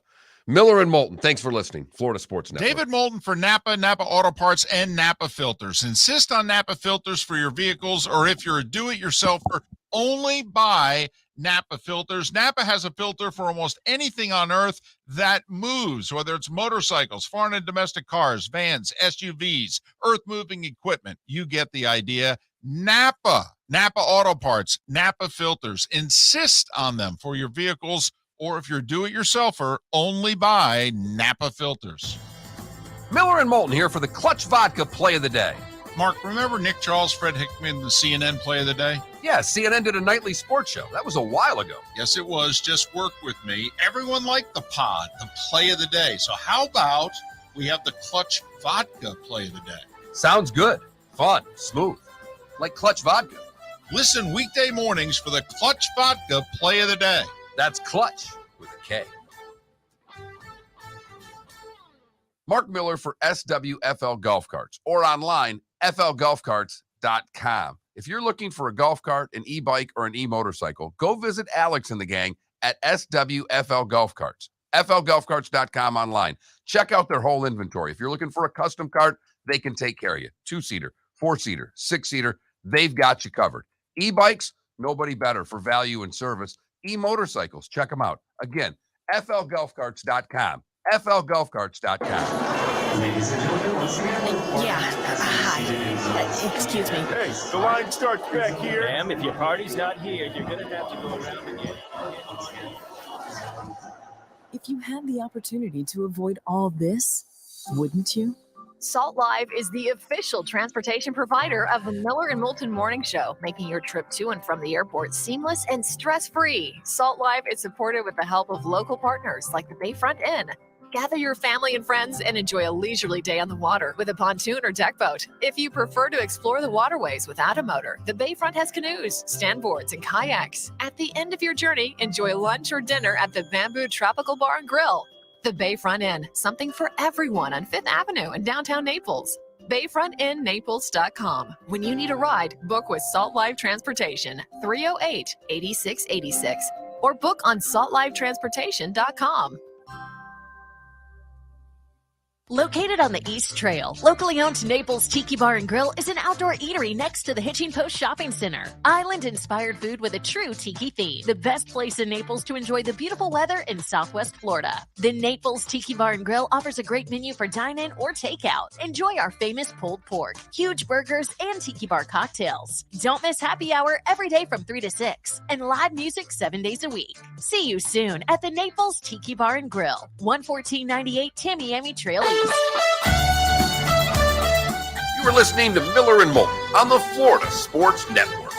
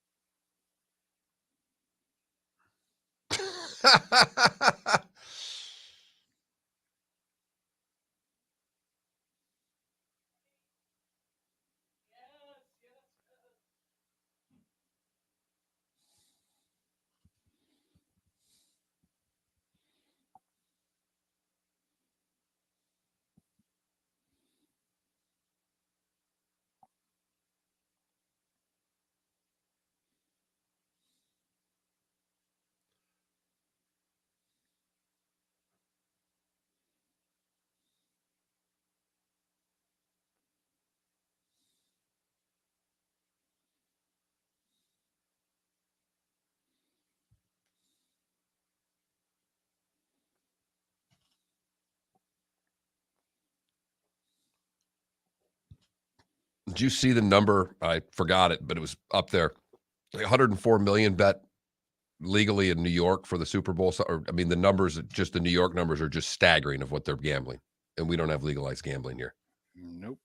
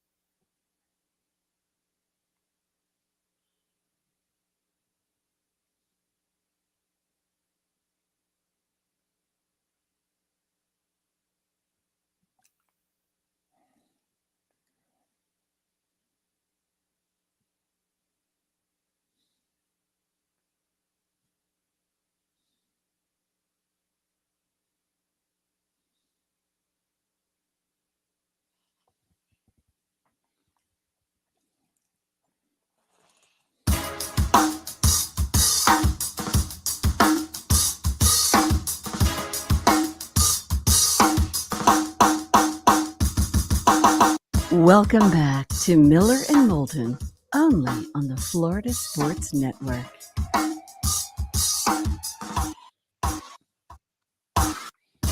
The bonus hour, Miller and Moulton, Florida Sports Network, floridasportsnetwork.com.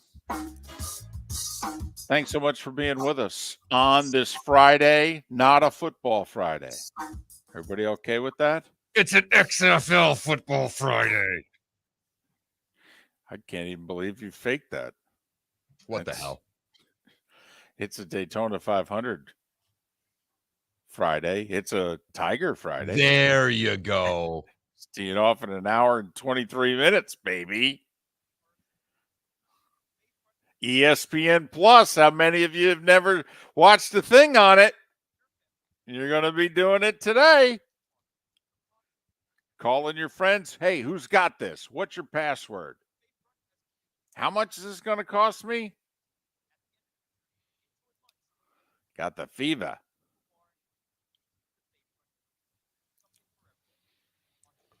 So we'll see how he does. 2 under yesterday. Cut lines even. So you figure it'll be even again today. So because there's like damn near 80 guys at even. So figure I think he can go 73 today and still play the weekend. You're probably right. You're probably right that even will be there. I would like to see a minimum of 1 under to assure yourself that you're playing on the weekend. But I think he'll play a little better than that. I think he'll match his 2 under. Oh, wow. 1 under, 2 under again. I think 69, 70 is right there. And the bets will just start coming in for him at Augusta. Man, oh, man. He puts 4 under round pars on the board here at Riviera. He could finish T36. It won't matter. Yeah, I don't even know if he needs 4 under par rounds for that. Just 4 rounds, make the cut with a decent round today and then don't have a weekend like he had last year. Last year, he put all his energy into making the cuts, and there wasn't much left on the weekend. Can he play 4 rounds of consistent golf? Well, once again, you and I don't take Tiger at his word. We feel as if he's earned that. But Tiger did say, when comparing how he feels now to how he felt last year, he said, in the training, in the building up to when was it I was going to play, I've been playing 4 or 5 days in a row and walking because I wanted to be able to feel, the effects when I went to bed and when I woke up. How do I feel? Can I physically do this? Because he said it's not a question of playing 1 round. It's a question of, can I play 4 in a row? And he said, I feel as if I'm there and I can do it. The biggest problem is my ankle, not the leg. Okay? Well, it's going to be cool this morning when he tees off in an hour and 20 minutes. That he may look great, but, and he's in great shape, but his body is old. And you'll tell early on when you watch just to see how they're dressed. Are the skull caps out? I mean, how many layers do they have to keep warm in the early morning? So are you saying if he looks like the Michelin Man early, that's a bad sign? It is. And he might. So I would definitely be paying attention to what the weather's like. You pointed it out several times, David. He doesn't like the cold. And it was in the 30s when they teed off yesterday. and they're teeing off at 7:24 a.m. Pacific, one of the first tee times. So, we'll see how his body responds. Hopefully okay. Obviously, he finished birdie, birdie, birdie yesterday. That was a great sign, not just for the score he was able to post, but also for him to be strong at the end of a round. And that wasn't something he was able to pull off many times last year in the limited time that he played. So, okay. I'm not optimistic about today. I think he's really the cold's really going to bother him, I think. He made the birdie putt on 18. Rory had one right after it that was just a little bit inside. Rory talked about the pressure. You could see it, Rory. I can't use the words Rory used, but my lip reading was pretty good. And he basically I think he looked at JT first and went, man, I couldn't blank that up after they'd all hold birdies on 18 to finish with all three of them. They're just some great shot making at the end of that tournament yesterday. Fun to watch. Love that West Coast golf, and they get us to prime time, David, and take us for that extra hour last night. They kept it right on till around almost 8 o'clock last night that was on the Golf Channel. Well, let me tell you, somebody gets fired if they turn that sucker off. Are you serious? Apparently, it's almost 50 right now in Pacific Palisades. So that's about 10 degrees warmer than it was at this time yesterday. So that's a break. That's good. That's good. How many of you stopped in your tracks yesterday? Come on. Come on now. Word started to spread. He was hitting the ball. He was looking pretty good. He came home from work. He was on the tube. Well, and the first hole is an easier hole, and he birdied it. So it's nice when the first thing here, whether it's Twitter or wherever you're checking your social media, it's like, bang, Tiger's 1 under right off the hop. I only caught bits and pieces. I had something to do last night. But, the thing that got me was I'm like, he's hitting the ball farther than he did last year. He could only occasionally last year reach back and hit one. And he was pounding that ball off the tee yesterday. Yeah, the boys will be boys. He pulled a little prank yesterday that got caught, and he's taking a little bit of heat for it. Tough. Tiger blew one past JT and handed him a tampon. Yes, he did. And it's all caught on tape. Yep. Don't know what to tell you.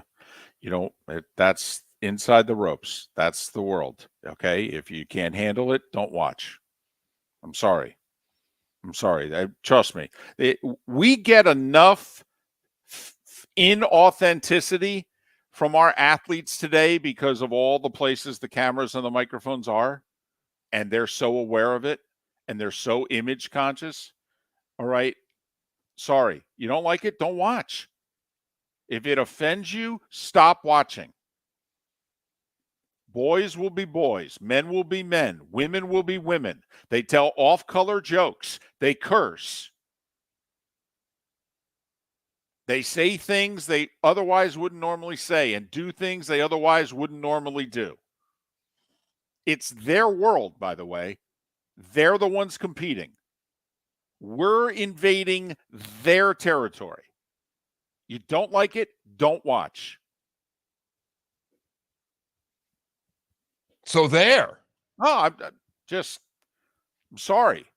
I mean, they allow us in, okay, with the cameras and the microphones and what have you. And I want more access. Please. Well, the one thing we found out from the Full Swing episode, the first one's on JT and Spieth, and these two are incredible practical jokers against one another. So Tiger's come right in that world. Apparently one of them had the other's car moved off property from the valet and didn't tell the other. So, I mean, this is a very small little prank. He blew it by him on a hole and handed him a tampon. Right.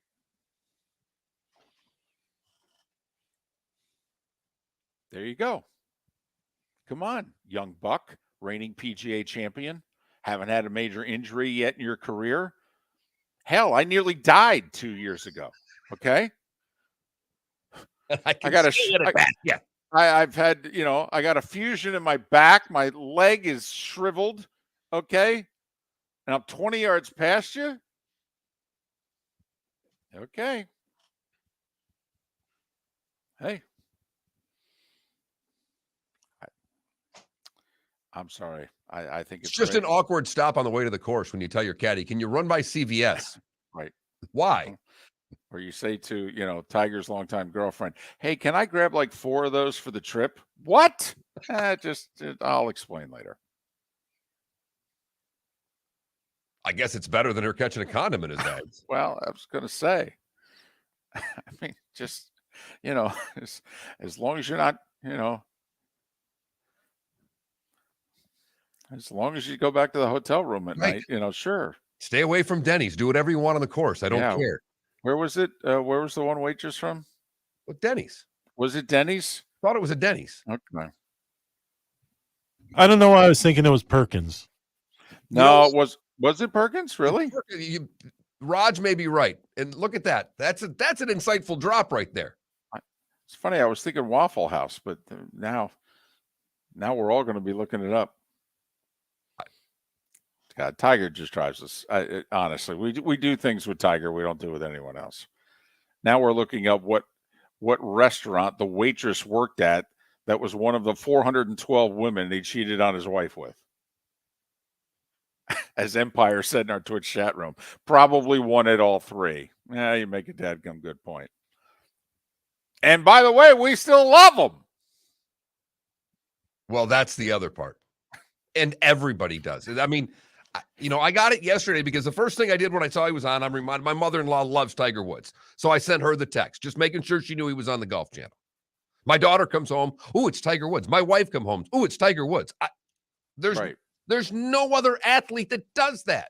Right. We were reminded yesterday just how in charge of the sports world Tiger Woods is when he's on. And you're right. You said it earlier.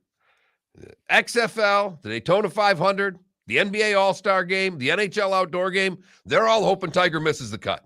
No doubt. They need a 76 from LT Gray today. Badly. Absolutely. Oh, that was cute. That was nice. What's going on this weekend? I leave every morning about 5:30 to come into the studio. Usually I'm ready to go at 5, and I throw on Sports Center while I have my coffee at home. That's kind of been my morning routine. If I'm a little late, it's 5:05, 5:07. You know what I didn't have to worry about today? What they were going to lead with. That is true. And what the first 5 minutes were going to be.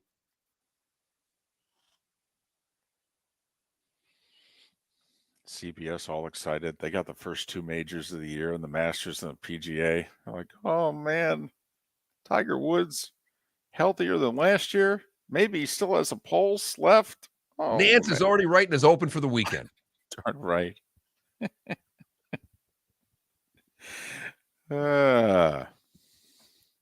Will Tiger keep Rory from the career Grand Slam?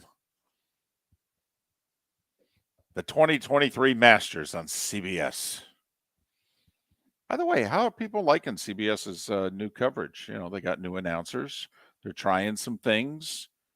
All right. CBS's golf coverage is very different. Everybody liking it? I've Trevor heard a few Immelman? complaints that people don't like Immelman. But I will say I'm hearing good things. They like the on-course reporter. Is it Nost? Is it Cole or Colton Nost? Okay, the on-course reporter. I've heard some people say they like him.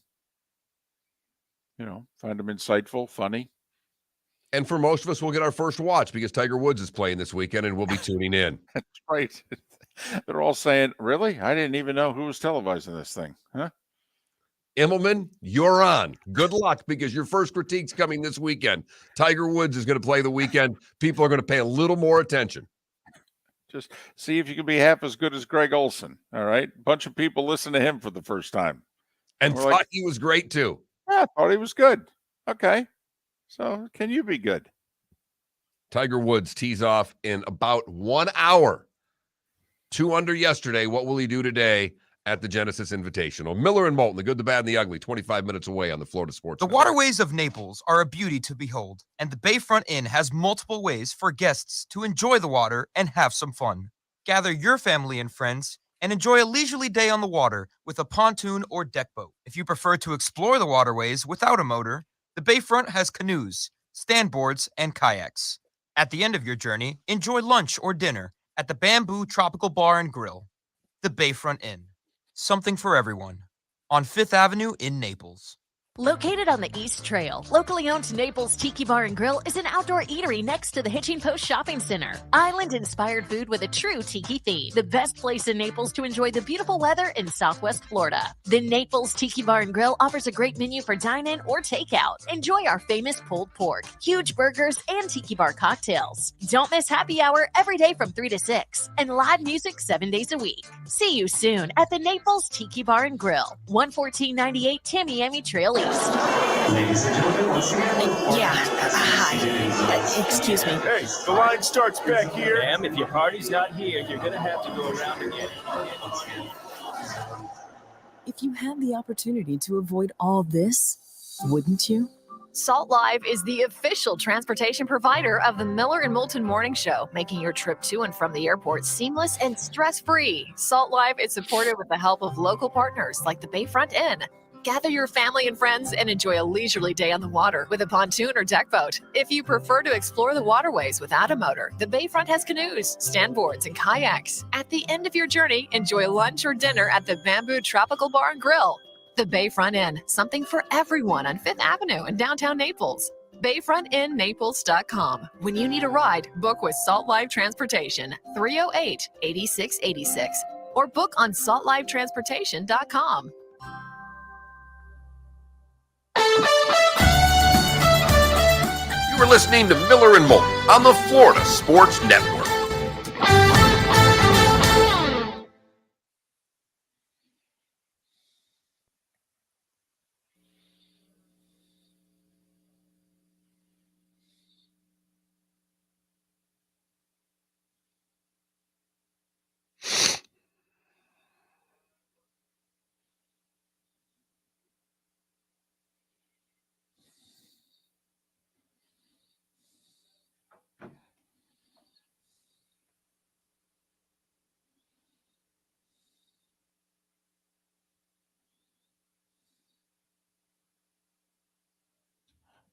The 7 and 8 o'clock hours were perfect, but the first and last were off. Okay.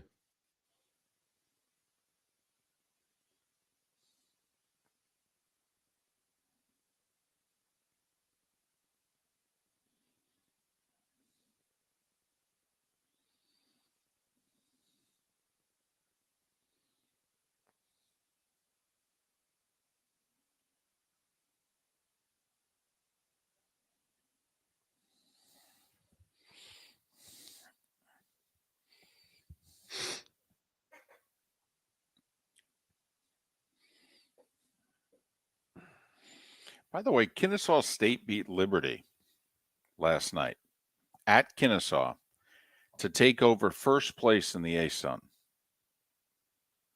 Kennesaw State 3 years ago won one game. Well, that was the biggest shocker of the world. Jim Brown's 87 today, by the way. Jim Brown and Michael born on the same day. 60. Mm-hmm.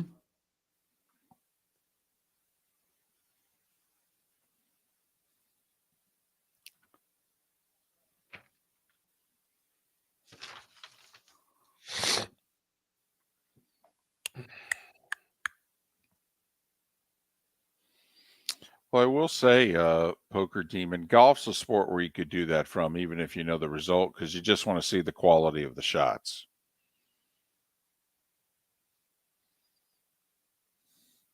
But also, here's El Tigre.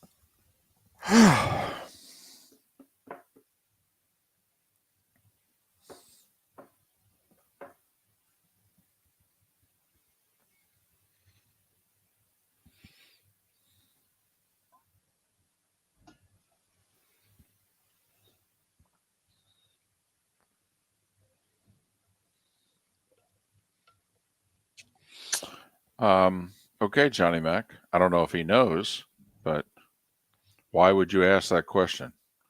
You sense they don't get along?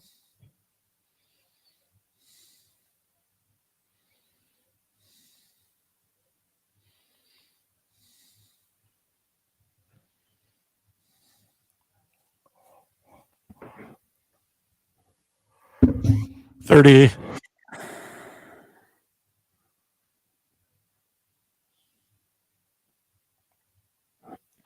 The only problem, Poker Demon, is that's the only hole like it. Ain't going to get that anywhere else.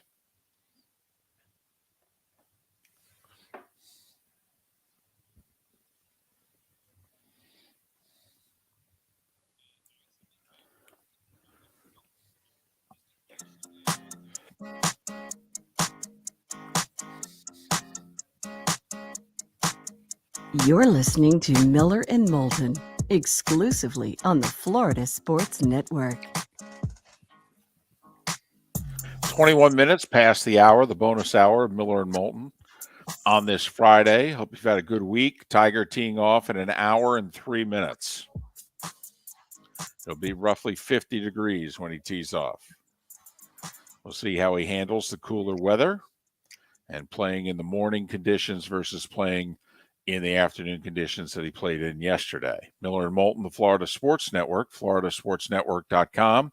Good, bad, and ugly. What's on tap? Today was the day when, along with our final thoughts, all coming up in roughly 15 minutes' time.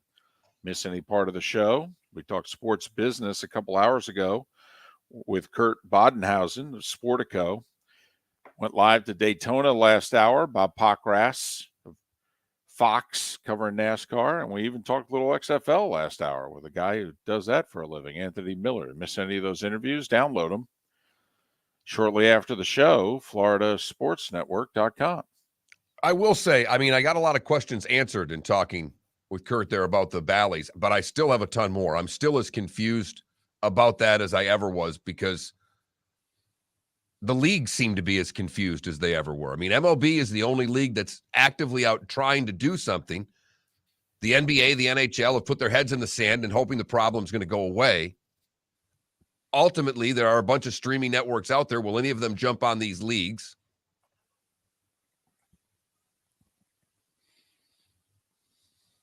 It will change how we watch sports, particularly here in Florida. Yes, and I am fascinated. Will we actually miss games at the beginning of the year?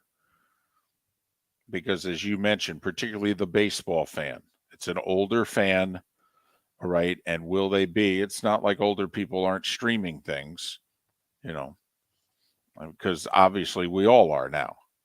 But they're not streaming them at the rate that younger people are. And also, streaming usually costs money. Fixed incomes and the like, I mean, it may not be popular. Hold on a second. Now I have to cancel my cable. You know, one of the big things on my cable is I watch this sports network here. It's where I get all my teams. Wait, now I got to cancel this? What am I doing? Well, and I live in an HOA neighborhood, and I only bring that up for this reason, is that we don't have cable as part of our deal. Some HOAs, cable's included. Right. One of the things that's been going on in our neighborhood is trying to bring in fiber lines so we all have better internet access. Now, the timing of this, to me, is perfect for making the jump to YouTube TV in the fall when I've got to get it for Sunday Ticket. But I was thinking the same thing, is that most people are just, that audience is just used to doing things the way that they've been doing them. And you're talking, and I just see the comments over the meetings we're having to make a systematic change to what our internet is in our neighborhood and how it's freaking people out, mostly older folks. Now take what their passion is. Take the Twins baseball fan, right, of which they have one of the biggest radio networks in the country. And they're all watching on regional cable networks, or the Tigers are another huge network, that they're a Bally sports property as well. And just curious, like, if I'm Rob Manfred, I'm having an emergency meeting with the owners, and I'm saying, this could be like the pandemic for us. This could cost us money. But I don't know what to tell you. We have to deliver our product. And whatever it costs, we need to fill in the blank. That would be my attitude. I would look right at the half the league that's like, well, we don't have a problem. Yeah, I don't know what to tell you. We're in this together. Okay. As a sport, we can't have fans not able to get our games on opening day. You know, we kind of want it to be a national holiday. We've actually asked Congress before to declare it a national holiday. We think it's a big thing. And half the teams in this league's television channel is going bankrupt. They announced it yesterday. Yeah, we $140 million payment. We ain't making it. Let the clock begin. 30 days starting now. Oh, good. That's what I would do, Mark, if I was Manfred. I'd say this is going to cost us a lot of money. It just is. And we don't have to share this one with the players either. We got to eat this. This is the cost of doing business. We're in this together as a league. And there was some talk originally of would MLB buy these networks. That I don't think is going to happen. But the next 30 days before they go to bankruptcy is key to how this all plays out.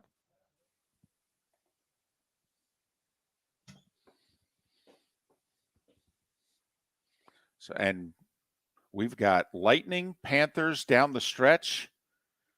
We've got Heat, Magic. Don't laugh about the Magic. They're within 3 games of the play-in.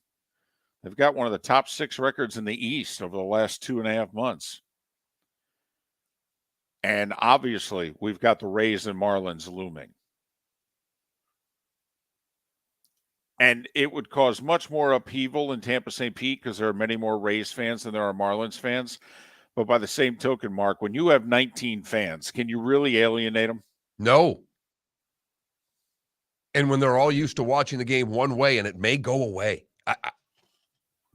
I'm still, and they say it's not going to happen, but there's no guarantee that all of a sudden 30 days from now, all of a sudden those networks just are on the air, period. Because here's the other deal. Like if I'm Major League Baseball, I would say to the Rays and Marlins, listen, if we have to pick up the tab, I will make sure the games are on the air. Okay? Let's just figure it out. The games will air.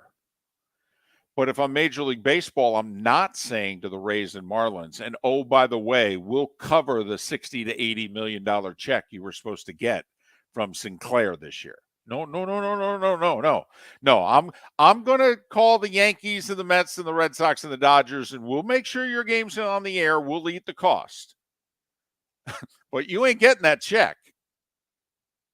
I mean, so you'll be able to run your ads. Whatever money you were making with the advertising, I'll make sure those ads run. But that check that you were getting, yeah, that I don't know what to tell you. Could you imagine you're Sternberg, you're Bruce Sherman running the Marlins, and you're counting on it. It's right there. It's at the top of the list. Well, we start by the $60 million check we're getting from Bally's. And I think the Rays check's bigger. And now it's not coming. Probably not a dime of it. And the battle that's going to go on inside of baseball, of what David talks about, we'll never probably get in depth. We'll never get the actuality of what happens. But you've got to figure that this is going to make heads roll inside that league. I will say it's a great opportunity because they will now get to the streaming and they'll deal with this whole blackouts issue that they've had, and they will deal with it probably in 2023. I can't imagine we'll have streaming blackout issues in 2024. But the financial hit that a whole bunch of teams are going to take this year, whoo-wee. I mean, honestly, if you're Bruce Sherman and the Marlins, you're losing money. You're one of the few baseball teams that's losing money every year to begin with. That's with the $50 million check. That's over half your payroll. I mean, damn. That's what these teams spend. They're only spending. What are the Marlins spending on payroll? Yeah, like in the $70 million range. Right. Yeah. I mean, don't be surprised if certain teams are selling off guys in the middle of the year because they're not getting their regional sports network check. could be the biggest haves and have-nots that this league's had in forever. Hey, pitchers and catchers. Yankee fans are going, that's great because we need at least one more starter. And at the rate that we don't know how Nestor's going to be to start the year. So we could use an outfielder too. Who are they selling? Say Yankees are like, just scout the Marlins.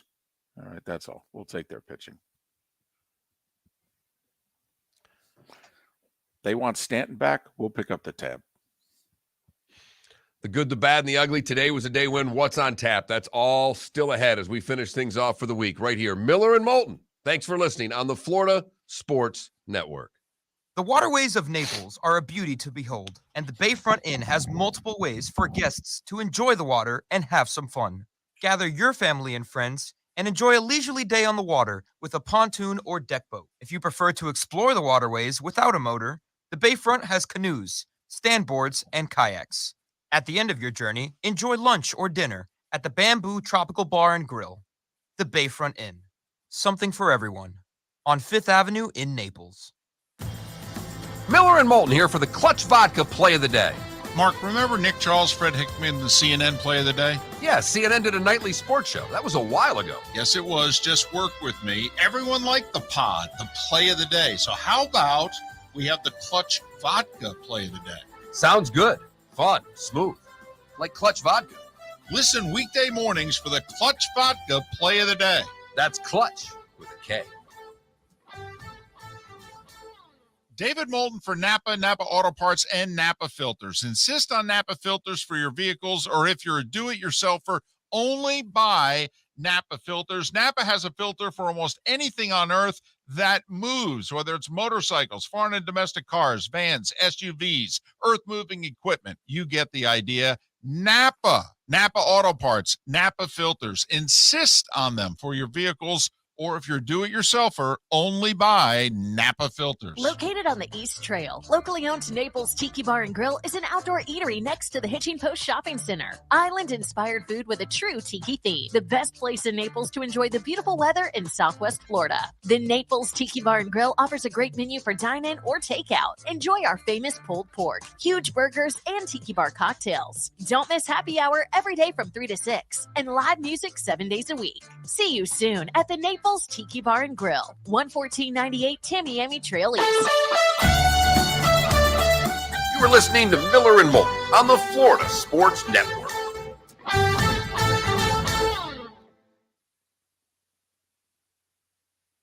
Gator Dad, that's a great question because I don't know. David, do you know how that works? Because some of them are paid by the team. You know, a lot of time they're team employees.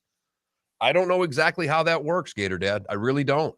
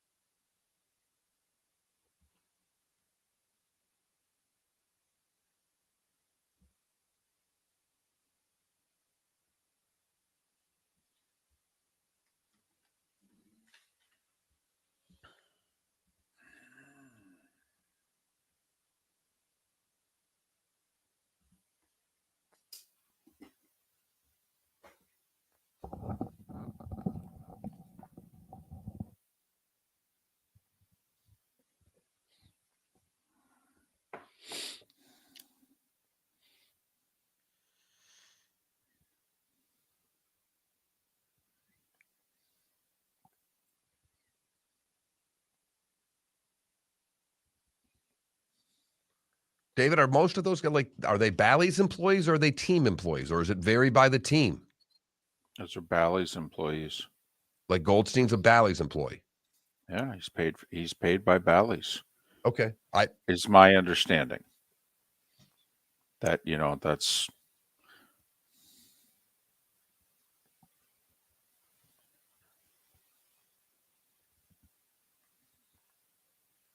well, I do think, Gator Dad, what you're going to see is you're going to see the teams gobble this stuff up and do it all in-house. Because usually my understanding of the deal is the teams pick the announcers. Or the teams get to sign off on the announcers. That I would phrase it that way. That the teams have to sign off on the announcers.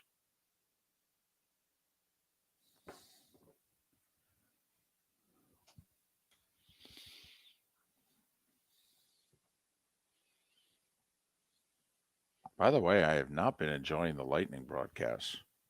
They sound very boring to me. What's his face? The longtime ESPN guy, the Engblom? Sounds bored to me. I can see that.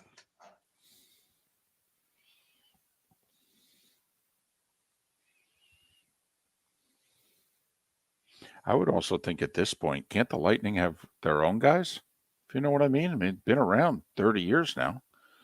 You got to have some former players in the area that, I'd want, like Randy Mollers on Panthers broadcasts. I mean, he played for him. Lives in the area.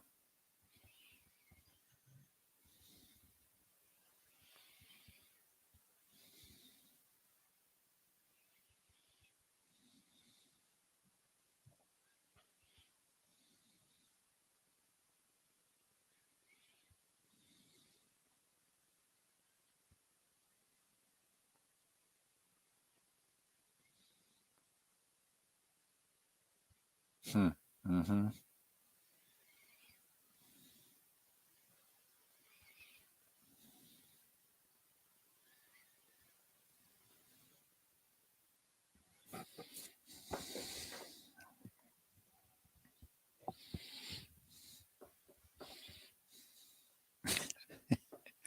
Johnny, are you saying it's a BFD?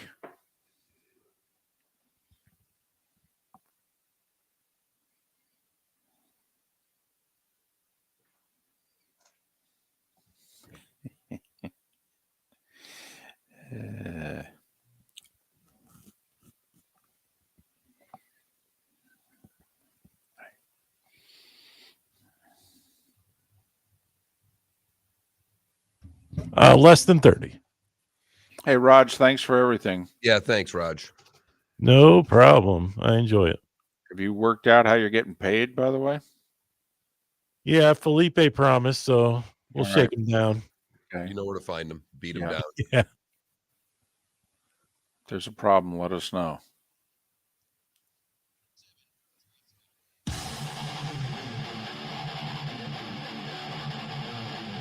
You're listening to Miller and Moulton, exclusively on the Florida Sports Network. 22 minutes till the top of the hour. 17 until we're out of here. Miller and Moulton, the Florida Sports Network, floridasportsnetwork.com. Before you get to what it is you do this segment, Mark, I do just want to point out a couple things. FGCU women won last night. It was a first-place showdown. They're in first by a game. They're probably going to finish first, be the top seed. Last night's win was number 25. 25-3. It's the 13th consecutive year they've won 25 or more games. That's pretty good. No other program in the country has done it. Now, UConn, if they get to 25, and Baylor, if they get to 25. And I don't know if Baylor's going to get there this year.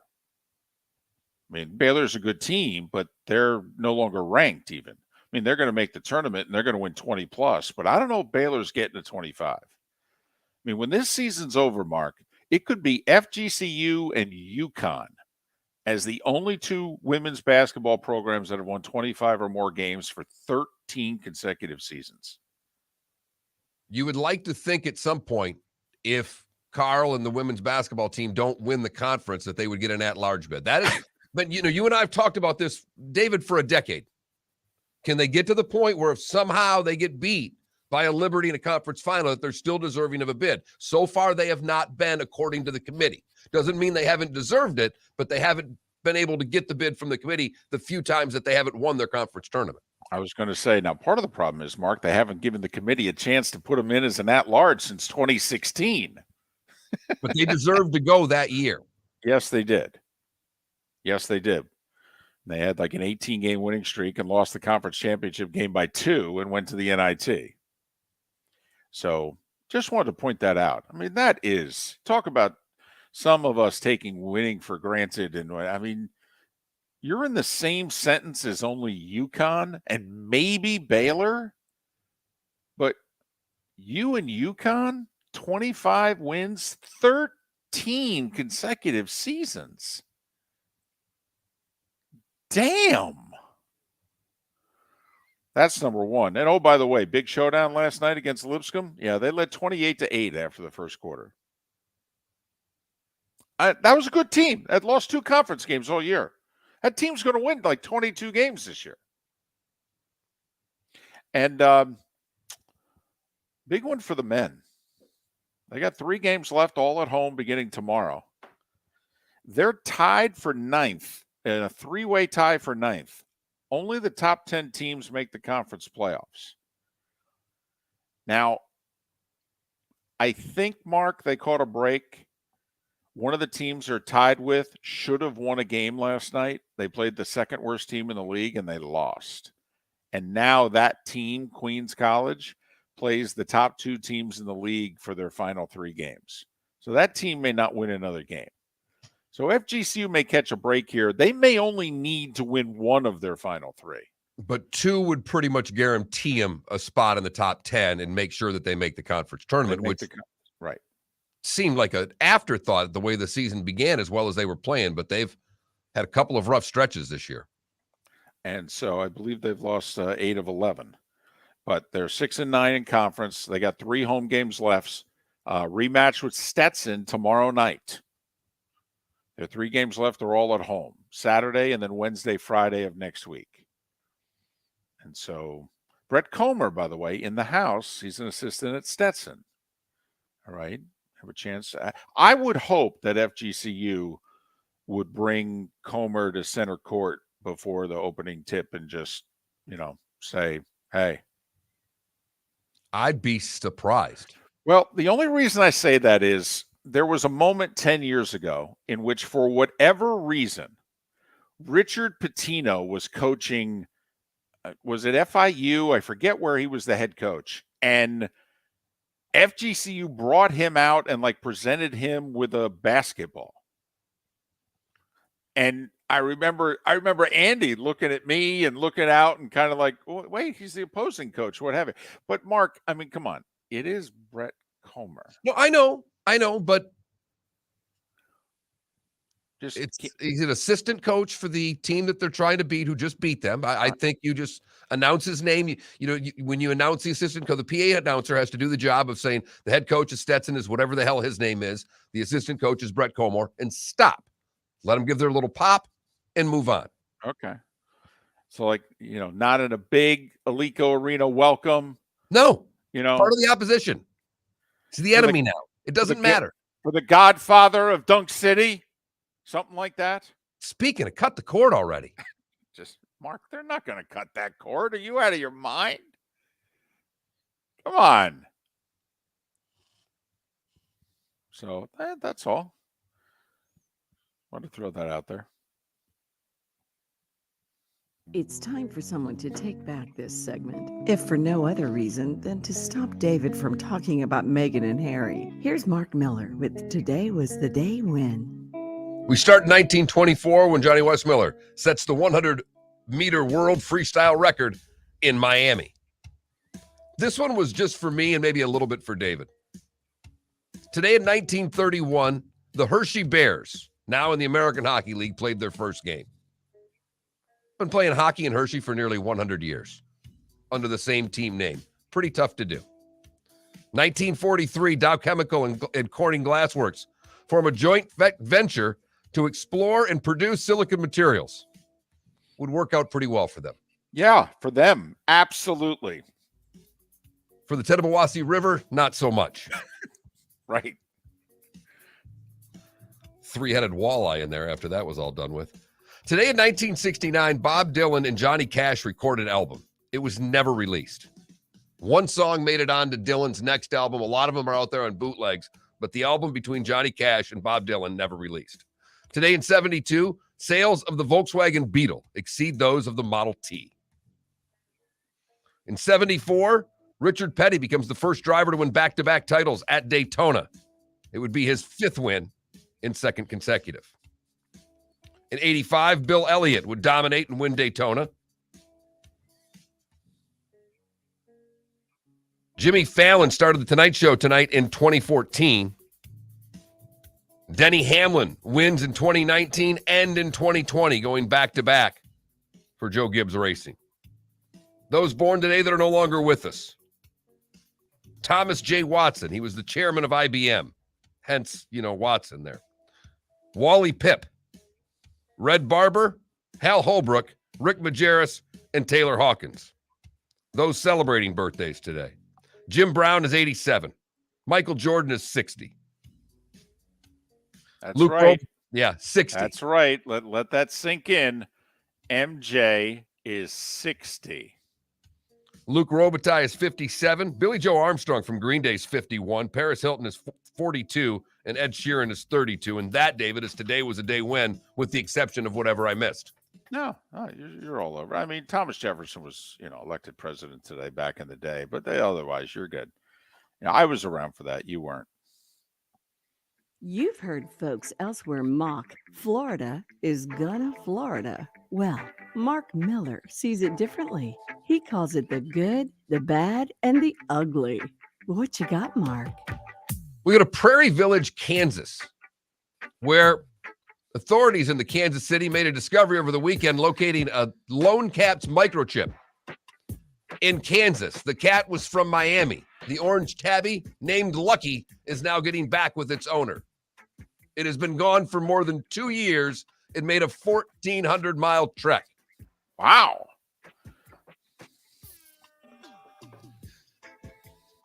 For the bad, we go to Central Florida, where medical marijuana has been legal for quite a while in the state now, but a group of mothers known as Canamoms are trying to get recreational legalization because they say it helps them parent. This is bad for this reason. We all know, Mom, that a couple of those gummies are going to calm you down a little bit and make you a little bit better with your toddler. It's admitting it to the rest of the world is the part that's bad. This is one of those things that we need to keep between the ropes, okay? Canamoms, can you just smoke your ganja and not tell everybody you're parenting with it? Finally, the ugly, we go to New Jersey. We're in Midland Park. Gregory Picano is the owner of the Hit Zone, a gym. He was arrested because a couple of the gym patrons had noticed things were missing out of their cars. And one of them put a GoPro camera in his car to see who was stealing it. Turns out the owner of the gym was taking car keys and rifling through cars while people were working out, stealing things out of their vehicle. The dumbass was arrested. He had taken $760 from a work van. Don't think anybody will be working out too soon in the Hit Zone. No. And that's the good, the bad, and the ugly on today, February the 17th, 2023. Can I throw in an honorable mention? Sure. Did you hear about the flight from New Zealand that had to turn around? I did not. There was a fire at Terminal 1 at JFK Airport yesterday. And they're like, oh, wow, we got to close this terminal. So obviously you got incoming flights. Well, one of them took off 8 hours earlier from New Zealand. And they're like, yeah, I don't know what to tell you. You got to turn around. Huh? Yeah, exactly. Right. You couldn't land them in another terminal. Couldn't land them in another airport nearby. I mean, LaGuardia is not that far away. It's a couple boroughs. I mean, yeah.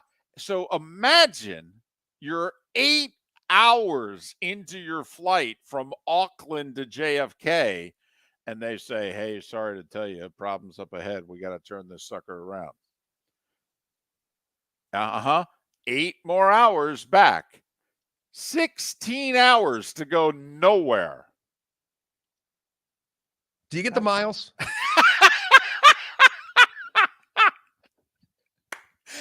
Do we get free drinks on the way back? I mean, oh my goodness, that's nuts. Yeah. Wait a minute. You sure we can't land this at JFK? I mean, you know what? I don't care what airline we are. Make a deal with somebody else. Can't you then just let us off the plane, park the thing on the side somewhere? No? Mm-hmm. So. Wow, that is absolutely that isn't ugly. There is no doubt there. Oh, it's my nomination. 5 games in the National Hockey League tonight. Probably the best one is David's Rangers taking on Edmonton at 9 o'clock. Penguins are at the Islanders, Blackhawks at Ottawa, Dallas at Minnesota, and the Kings and the Ducks play tonight as well. Remember, you got no NBA. It's All-Star Weekend. And I had no idea what days and times what's happening. I had 3-point slam dunk, skills competition, honestly. Giannis is out there, if he's out there, because he just hurt his wrist last night. Apparently, he's doing something with both his brothers. Not one ranked team playing in college basketball tonight. No, Friday's a bad night. It's so bad, in fact, that like if we were the commissioner of a small conference like the A-Sun, it's such a bad night. I think you seriously have to consider moving your games. You know, you play Thursday, Saturday. Do we have to play Wednesday, Friday, or Friday, Sunday? Because you can get good TV slots if you're playing on Friday. I mean, you can at least get on ESPNU and ESPN2 when you can't otherwise. I mean, it's a bad college basketball night. None of the major conferences play on Fridays. So a little bit of hockey, bad college basketball, no NBA tonight. Tiger tees it up in less than 30 minutes, or right around 30 minutes. So there you go. ESPN Plus, by the way. That's how you'll watch them. So you got 30-something minutes. Find a friend. Get a password. Pay the money. Do something.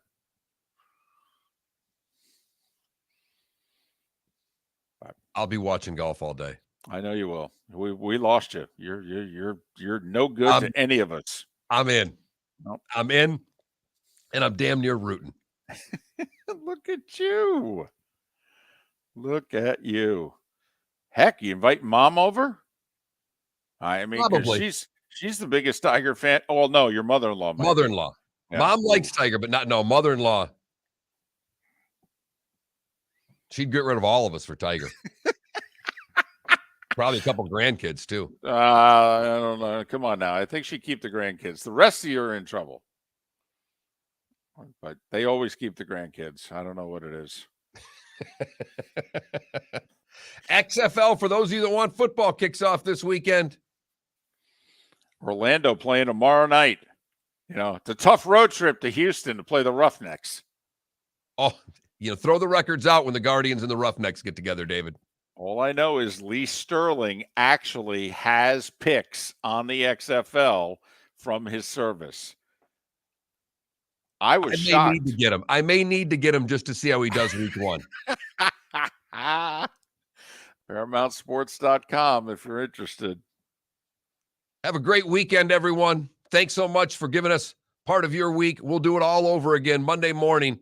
Felipe is back, or at least we think. Miller and Moulton, thanks for listening right here on the Florida Sports Network. Ladies and gentlemen, once again.